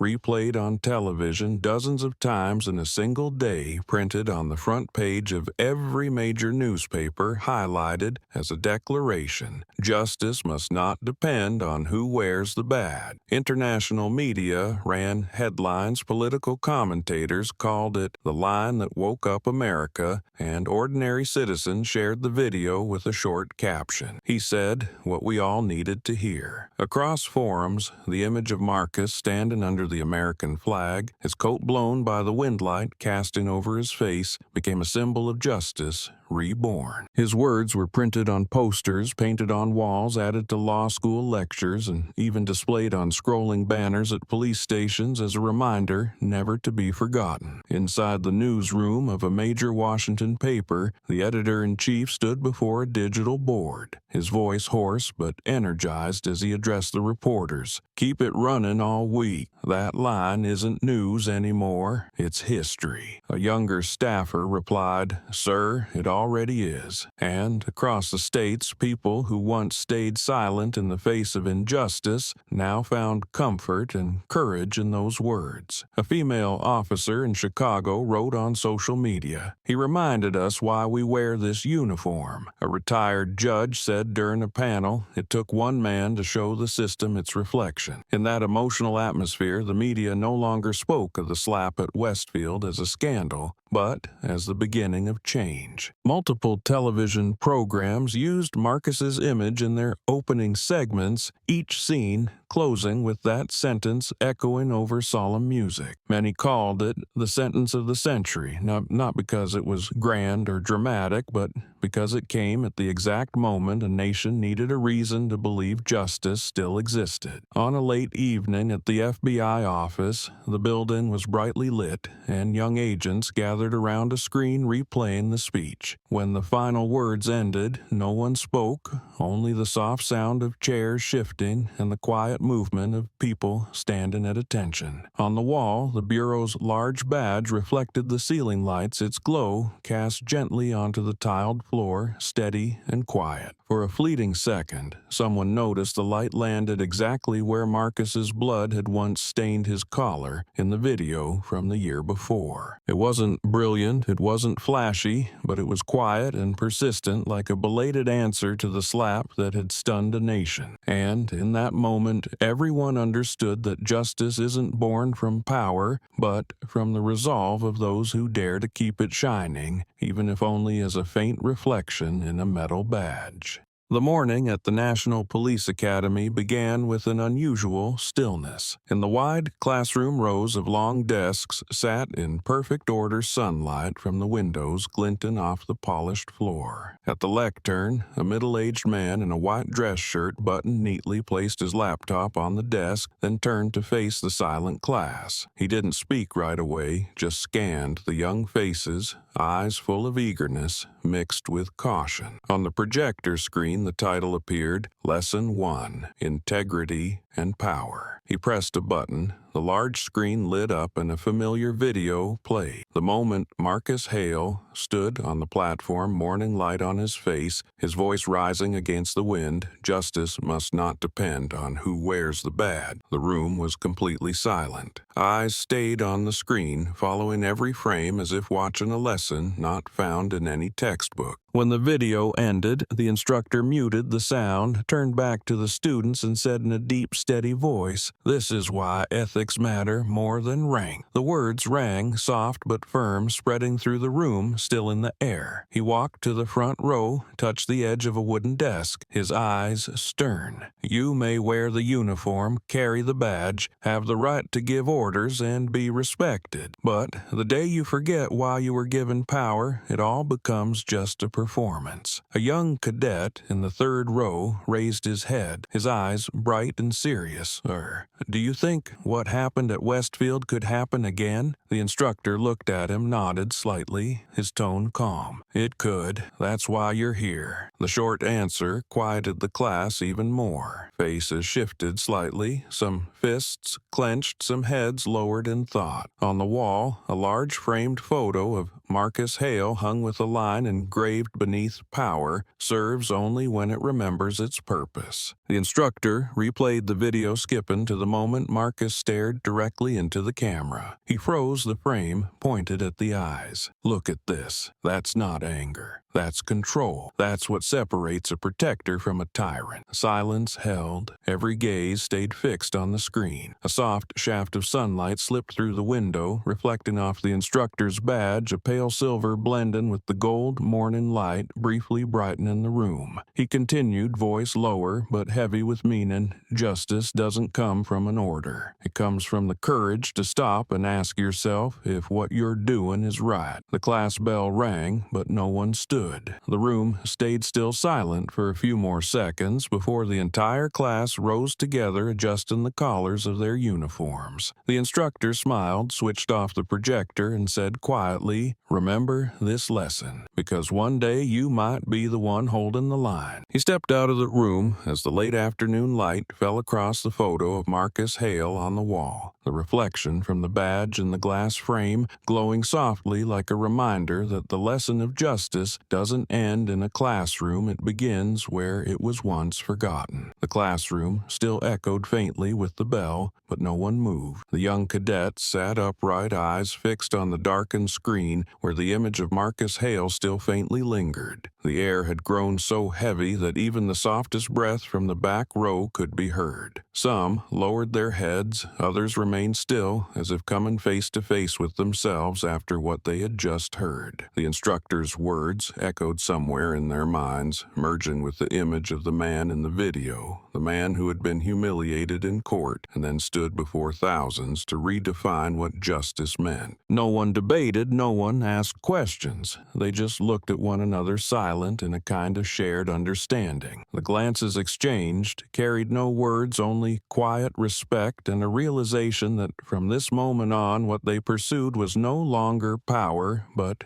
responsibility. A cadet near the window looked up and out where rows of trees swayed in the soft wind. The midday sun streamed through the glass, reflecting onto the floor in shifting bands of light like the slow breaths of time. He inhaled deeply, his hand unconsciously touching the badge on his chest fingers, tracing the metal edge, feeling its cold seep into his skin. It was no longer a symbol of authority, but a reminder of duty. Another cadet opened his notebook and wrote a few short words, ethics before orders. When he closed it, the page still trembled slightly as if carrying an unspoken oath no one was ready to say aloud. Outside the door, the instructor paused for a moment, looking through the clear glass. He saw the class still seated, the light casting across young faces no longer filled with arrogance or overconfidence, but replaced by the quiet reflection of those beginning to grasp the true value of the profession they had chosen. He smiled slightly, then walked away, leaving behind a space that was silent yet full of life like seeds just planted in soil. Inside the room, the screen lit up automatically, the final line of the lesson appearing slowly, white light filling the entire space. Each cadet looked up, watching the words fade into view against the black background. Power means nothing without conscience. The light reflected off their badges, the metal catching a golden gleam. No one spoke, but everyone understood that those 5 words were not a slogan, but the only line separating a protector from an abuser of power. A solemn feeling spread quiet and deep. They sat still, letting the sentence carve itself into memory like a lasting mark. Sunlight touched the desks, casting reflections onto the wall, where each of their shadows blended into one soft glow. And within that light, the belief in justice was reborn, small, simple, but steady. Like the words still glowing on the screen, power means nothing without conscience. The morning in the quiet suburb opened with sunlight streaming through the curtains,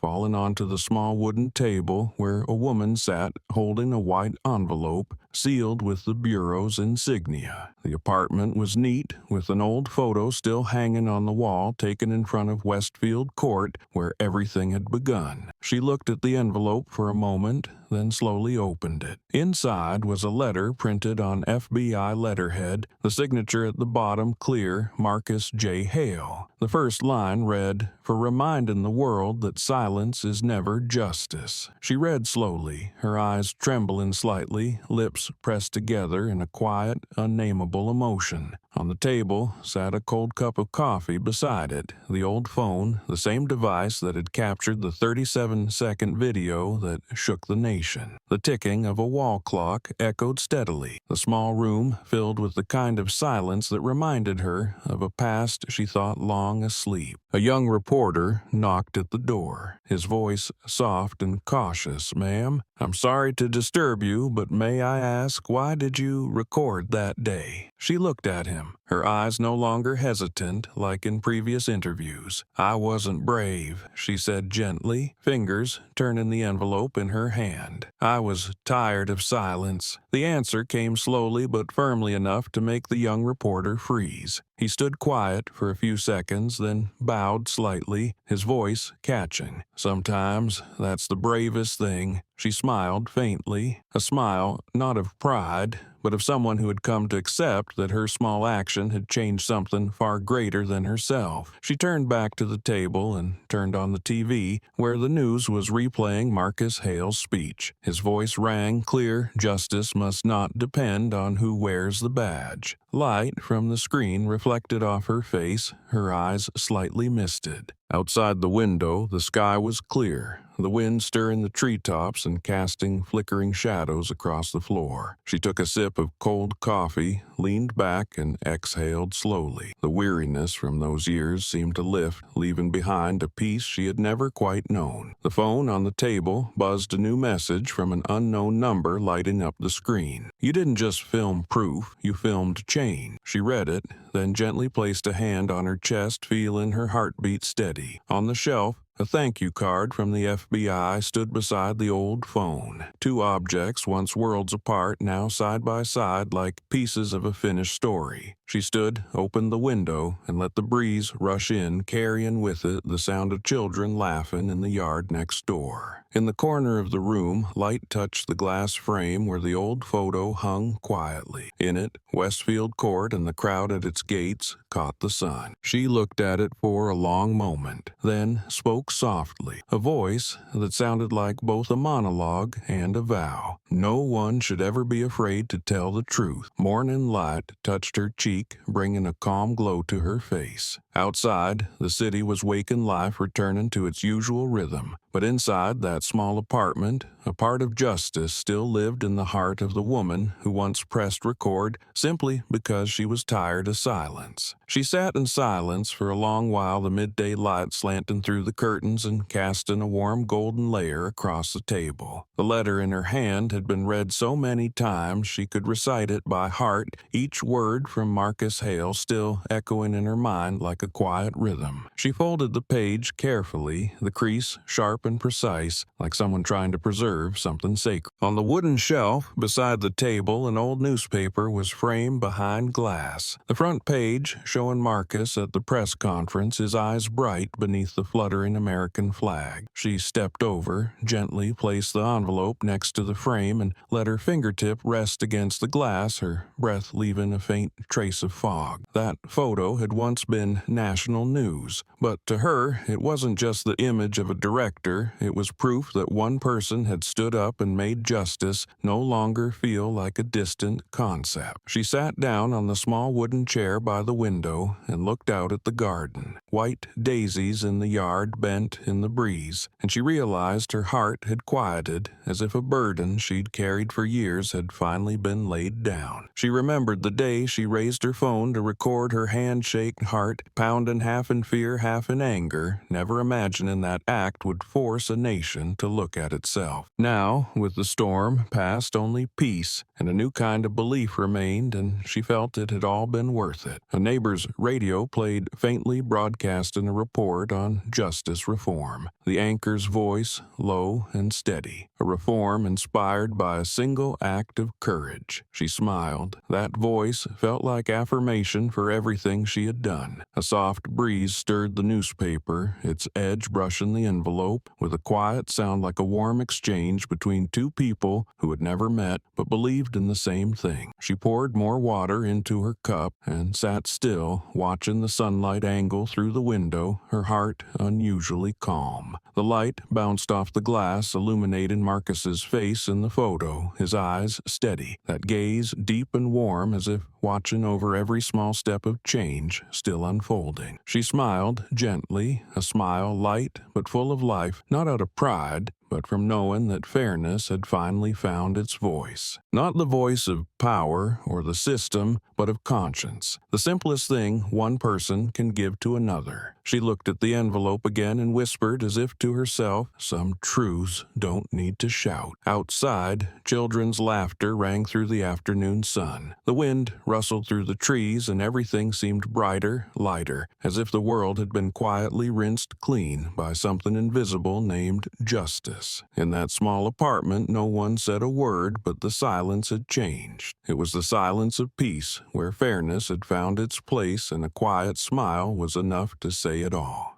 The main hall of FBI headquarters was brightly lit, its vast space wrapped in a solemn stillness unlike the usual bustle. On the large wall, facing the entrance, dozens of framed photos hung neatly marking the individuals who had left a lasting imprint on the Bureau's history. At the center of those frames, a new photo had just been placed. Marcus Hale, seated in the Westfield courtroom, his eyes fixed straight ahead, white light slanting across his face, highlighting the restrained expression of a man who had endured humiliation, yet held steady with the calm of someone who understood the weight of justice. The photo bore no gold frame, no ornate plaque, just a small line etched below. When silence speaks louder than authority. Overhead lights cast a glow onto the glass, making the image seem to breathe within the reverent space. Young staff passing by all paused for a moment, their eyes lingering on the photo, some placing a hand over their chest, others nodding quietly. During the unveiling of the new exhibit, the current director of the FBI addressed the staff with a brief speech. "We honor not the title, but the courage it took to make justice human again." His voice echoed through the hall, bouncing off stone walls carried by the light reflecting from the glass. A round of applause rose, then quickly faded, as if everyone understood that this tribute was not for a victory, but for the moment when the entire system had bowed to what was right. A newly recruited trainee from the National Police Academy stood in front of the photo for a long time. In Marcus's eyes, he didn't see the coldness of power, but the quiet strength of someone wounded who still chose to believe. He whispered to the friend beside him. He didn't fight with force, he fought with restraint. His friend nodded softly, replying, "That's what makes him unforgettable." They walked on, but even as they left the hall, they glanced back, the light from the photo glinting on the tiled floor like a long path leading them forward. In a corner of the hall, a seasoned employee stood silently in front of the wall, holding an old badge with faded lettering. He had served more than 30 years, witnessed cases buried, and good men fall. His gaze settled on Marcus's photo for a long time. Then he placed the badge back on his chest, adjusting it carefully. In that moment, he murmured to himself, "We forgot what this badge meant," he reminded us. The words were quiet, but they lingered in the air like both a confession and a thank you. As the ceremony ended, the hall gradually emptied, leaving only the sound of footsteps echoing in the distance. The afternoon light streamed through the large glass panels, casting reflections onto the photo at the center of the wall. In that light, Marcus Hale's face still seemed to gaze forward, a quiet expression filled with strength. The last young staffer stepped out, turned for one final look, and saw the glow on the photo album, possibly a faint smile. The wall remained silent, yet it felt as if it was whispering to those who passed, "Justice is not held in symbols, but in every moment someone chooses to stay right." And at the center of that wall of honor, Marcus Hale still sat within the light, within memory, like the quiet but enduring heart of a belief in justice. Beneath the photo, a line, etched into stainless steel, reflected the white light from the ceiling. "Silence is not peace." Those 4 words sat on a small plaque, plain but shining sharp like a blade, pressed against the memory of those who had lived through that moment. It was not a slogan, but a reminder, one written in blood and restraint, and in the value of truth. In the early days after the photo was hung, many stopped longer at that plaque than at the badges of honor nearby, because that line reminded them that silence is sometimes justice's most subtle betrayal. The light reflecting off the words made the whole wall appear brighter. The clear glass, holding the breath of those who once stood firm before power and did not step back. By late afternoon, the corridor grew quiet again, with only the sound of new staff walking past. One of them, a young man, fresh from his first training rotation, stopped in front of the photo. He had never met Marcus Hale, but knew his story through the lessons and archived footage, his eyes fixed on the words below. "Silence is not peace." And in that moment, he understood why this photo wasn't placed in the Hall of Honor, but right here in the main lobby where everyone would walk by each day. It was like an invisible door between past and present, between the cost of silence and the worth of action. He stepped closer, his breath gently fogging the glass, leaving a faint blur that faded quickly. Inside, Marcus's face remained lit under the overhead lights, his eyes seeming to look straight at him, calm and resolute. He raised a hand, lightly touching the frame, his fingertip brushing across the cold surface, feeling a faint vibration from the metal. The gesture was not ceremonial, but a silent promise. He didn't speak, but in his mind the low voice of Marcus from the old recording echoed. "Justice isn't loud, but it must be heard." A quiet wave of emotion line passed through him, heavy but peaceful. From a distance, the elevator doors opened. A few people passed and called to him, but he didn't respond yet. His eyes were still fixed on the photo. The afternoon light streamed through the tall windows, casting onto the wall, making the words "Silence is not peace" glow once more. That moment felt like a vow rekindled, making him stand a little straighter, adjust his collar, his gaze sharpening. Then he turned, walking down the long hallway, his footsteps steady and even, echoing through the still space. Behind him, the light continued to fall on the frame, reflecting as small patches of brightness on the wall, as if Marcus was still watching every passerby, reminding them that peace never comes from silence, but from the courage to speak when the world looks away. Late in the afternoon, Marcus Hale's office was bathed in soft, golden light filtering through half-drawn blinds. On his desk sat neat stacks of letters, each envelope stamped from different states, some open, some still sealed. Marcus sat still, turning each one gently, his eyes pausing on slanted lines and smudged ink written by hands moved by emotion. Among them was a small envelope with no return address, just a child's uneven handwriting to Director Hale. He opened it carefully. Inside was a sheet of school paper. Its edges creased the ink pale blue, and the first line made him pause. "I want to be like you, not to fight, but to stand." The words were simple, but they carried the weight of a belief just planted in a young heart. He read the line again, a faint smile touching the corner of his mouth. At the end of the letter, the boy had written a few short lines about being bullied at school, about fear, about once choosing silence, until he saw Marcus's hearing video. "When you didn't shout back, I understood that strength isn't loud." He wrote the letters, shrinking toward the bottom. "You made me believe standing still can be braver than fighting." Marcus set the paper down, leaned back in his chair, eyes fixed on the ceiling, his breath slowing. Outside the window, sunset eased into the city red, blending into the blue of evening, reflecting across the building's glass. A breeze stirred the curtain, the soft rustle sounding like the room itself was breathing. On the desk, more letters lay open. One came from a prison inmate, thanking him for reminding them of the value of redemption. Another from a retired officer's mother who wrote that her son rewatched Marcus's speech each morning as a reminder of purpose. Yet,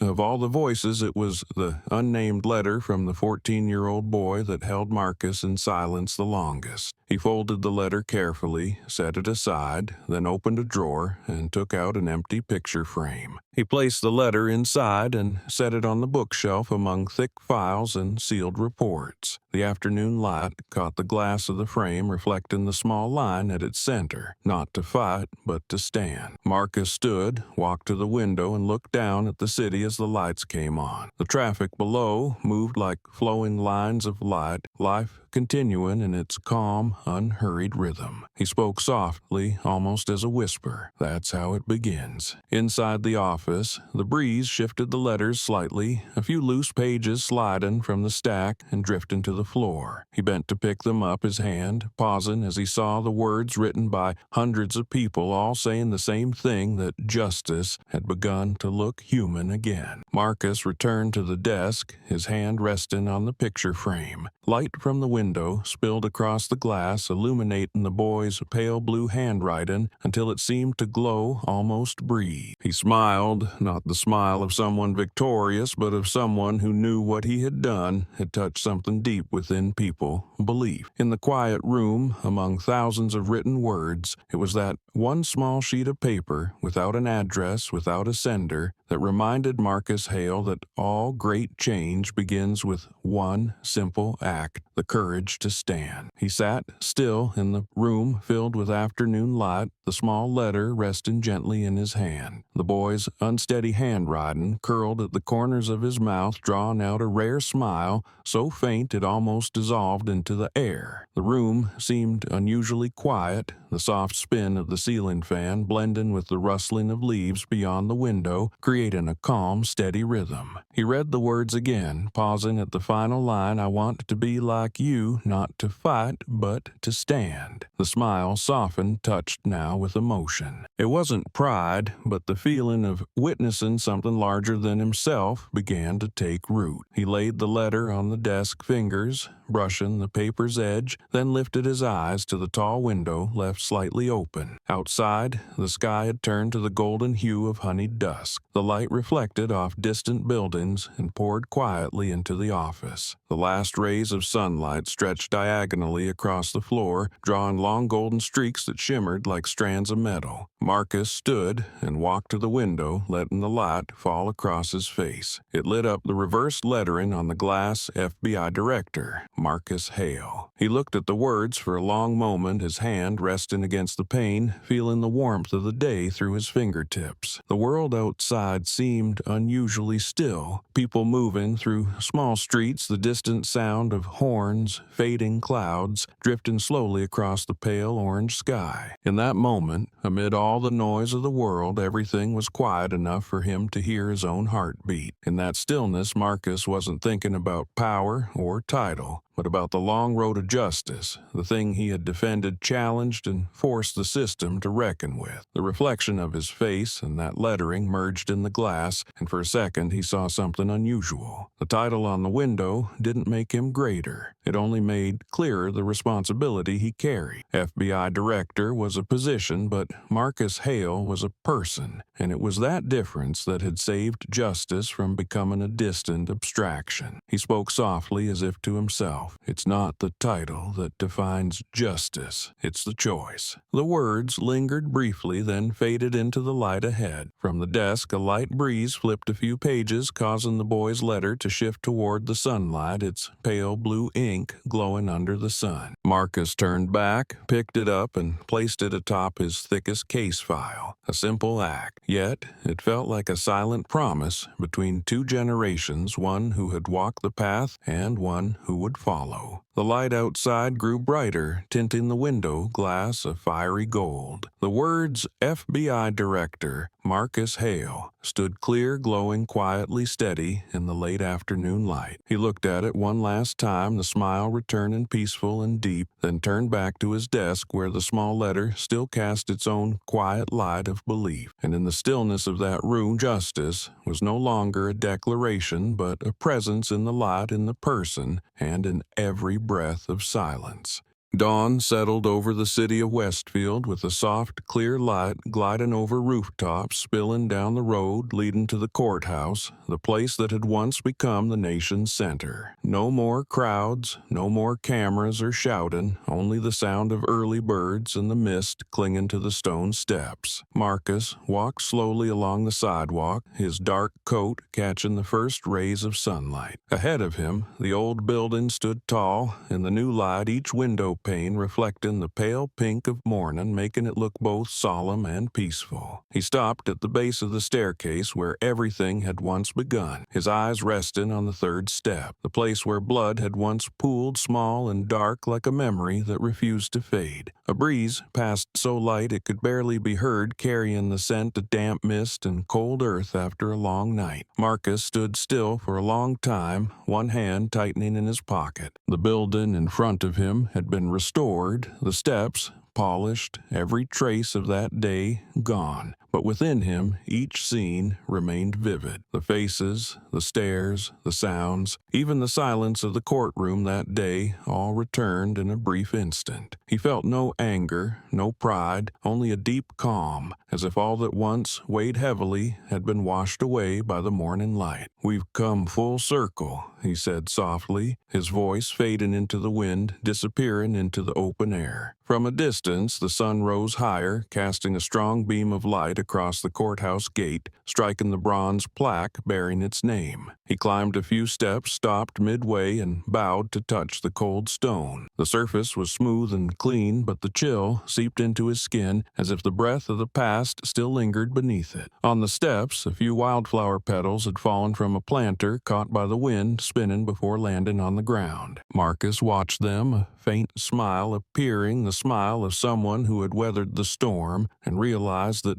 peace is the simplest reward justice can offer. He lifted his head to the row of white columns, the sunlight casting long shadows across the ground like doors slowly opening. The clock tower above the courthouse rang out its tone deep and warm, echoing across the square. A few passers-by paused looking toward him, some, recognizing him, nodding softly in greeting. Marcus returned the glance gently and continued up to the highest step. From there, he could see the entire square, the streets glowing under the morning sun. He took a deep breath, letting the lingering chill of dawn melt within his chest, then spoke, almost to himself, "This is where it broke, and this is where it healed." The words drifted into the light, dissolving like breath at sunrise. He turned away from the steps and walked slowly, his shadow stretching across the pale stone. Behind him, the Westfield courthouse glowed in the sunlight, silent but imposing, as if listening to the footsteps of the man who had given the place a different meaning. The morning breeze passed through, gently lifting the hem of his coat, and in that moment everything once broken seemed to find balance. Dawn before the courthouse, quiet yet full of life, stood as a reminder that justice, when lit by truth and compassion, will always find a way to rise and moving forward. The old courthouse guard opened the door at the sound of soft footsteps on the stone steps. He looked up and saw a man in a dark coat approaching, calm posture, peaceful eyes. He smiled and greeted him as he did every morning. "Good morning, sir." Marcus paused, nodded gently in return, his voice low and warm. "Morning." The guard didn't know who he had just greeted, didn't recognize the man who had forever changed what this place meant. He only saw a stranger with a steady gaze, someone who seemed to understand the value of silence. Marcus passed him, walking slowly through the large wooden door, morning light slanting through the glass frame, falling across the old man's face, and for a brief moment both stood still, sharing the quiet breath of dawn. Marcus stopped in the main hall, looking up at the high ceiling where the light reflected on the old stone, the fine cracks like traces left by time.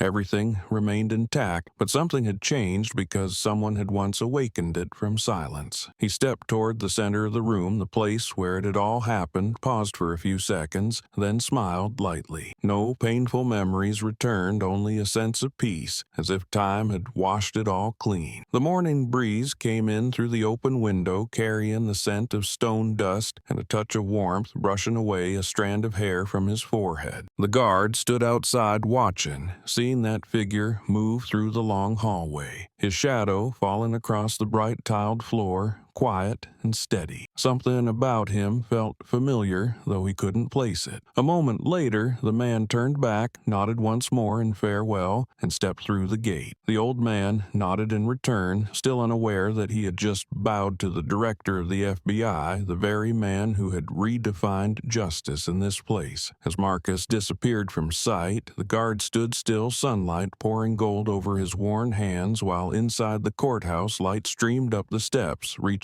the very spot where blood had once fallen years ago. Outside, the sky had fully brightened. Marcus paused one last time, glanced back at the Westfield courthouse, a faint smile forming on his lips. He knew every round of applause would fade, every title would blur, but what remained was truth, something that never needed the shine of glory to prove itself. He turned away, walking into the new light, leaving behind the building that stood still in peace, like a witness that had fulfilled its purpose. In that brilliant sunlight, he spoke softly, almost like a message to himself and to the world that had watched. Justice doesn't need applause. It just needs someone who stays. The dawn rose in full light, pouring through the windows of the Westfield courthouse, settling on the steps where Marcus Hale had just walked away. The story ended in meaningful silence after a journey where justice had to reflect on itself. From a trial stained by arrogance and bias, from a slap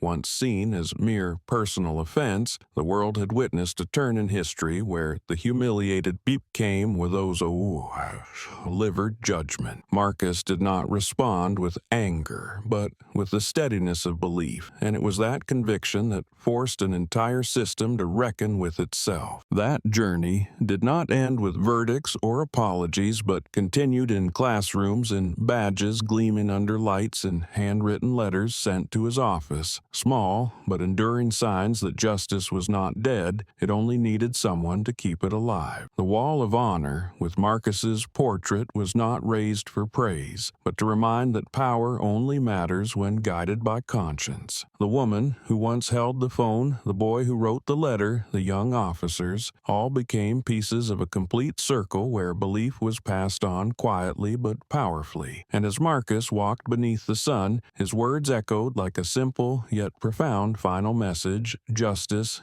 doesn't need applause. It just needs someone who stays. That was the greatest lesson, that justice does not live in the building but in the people who choose to stand in the silence to keep light finding its way through the dark.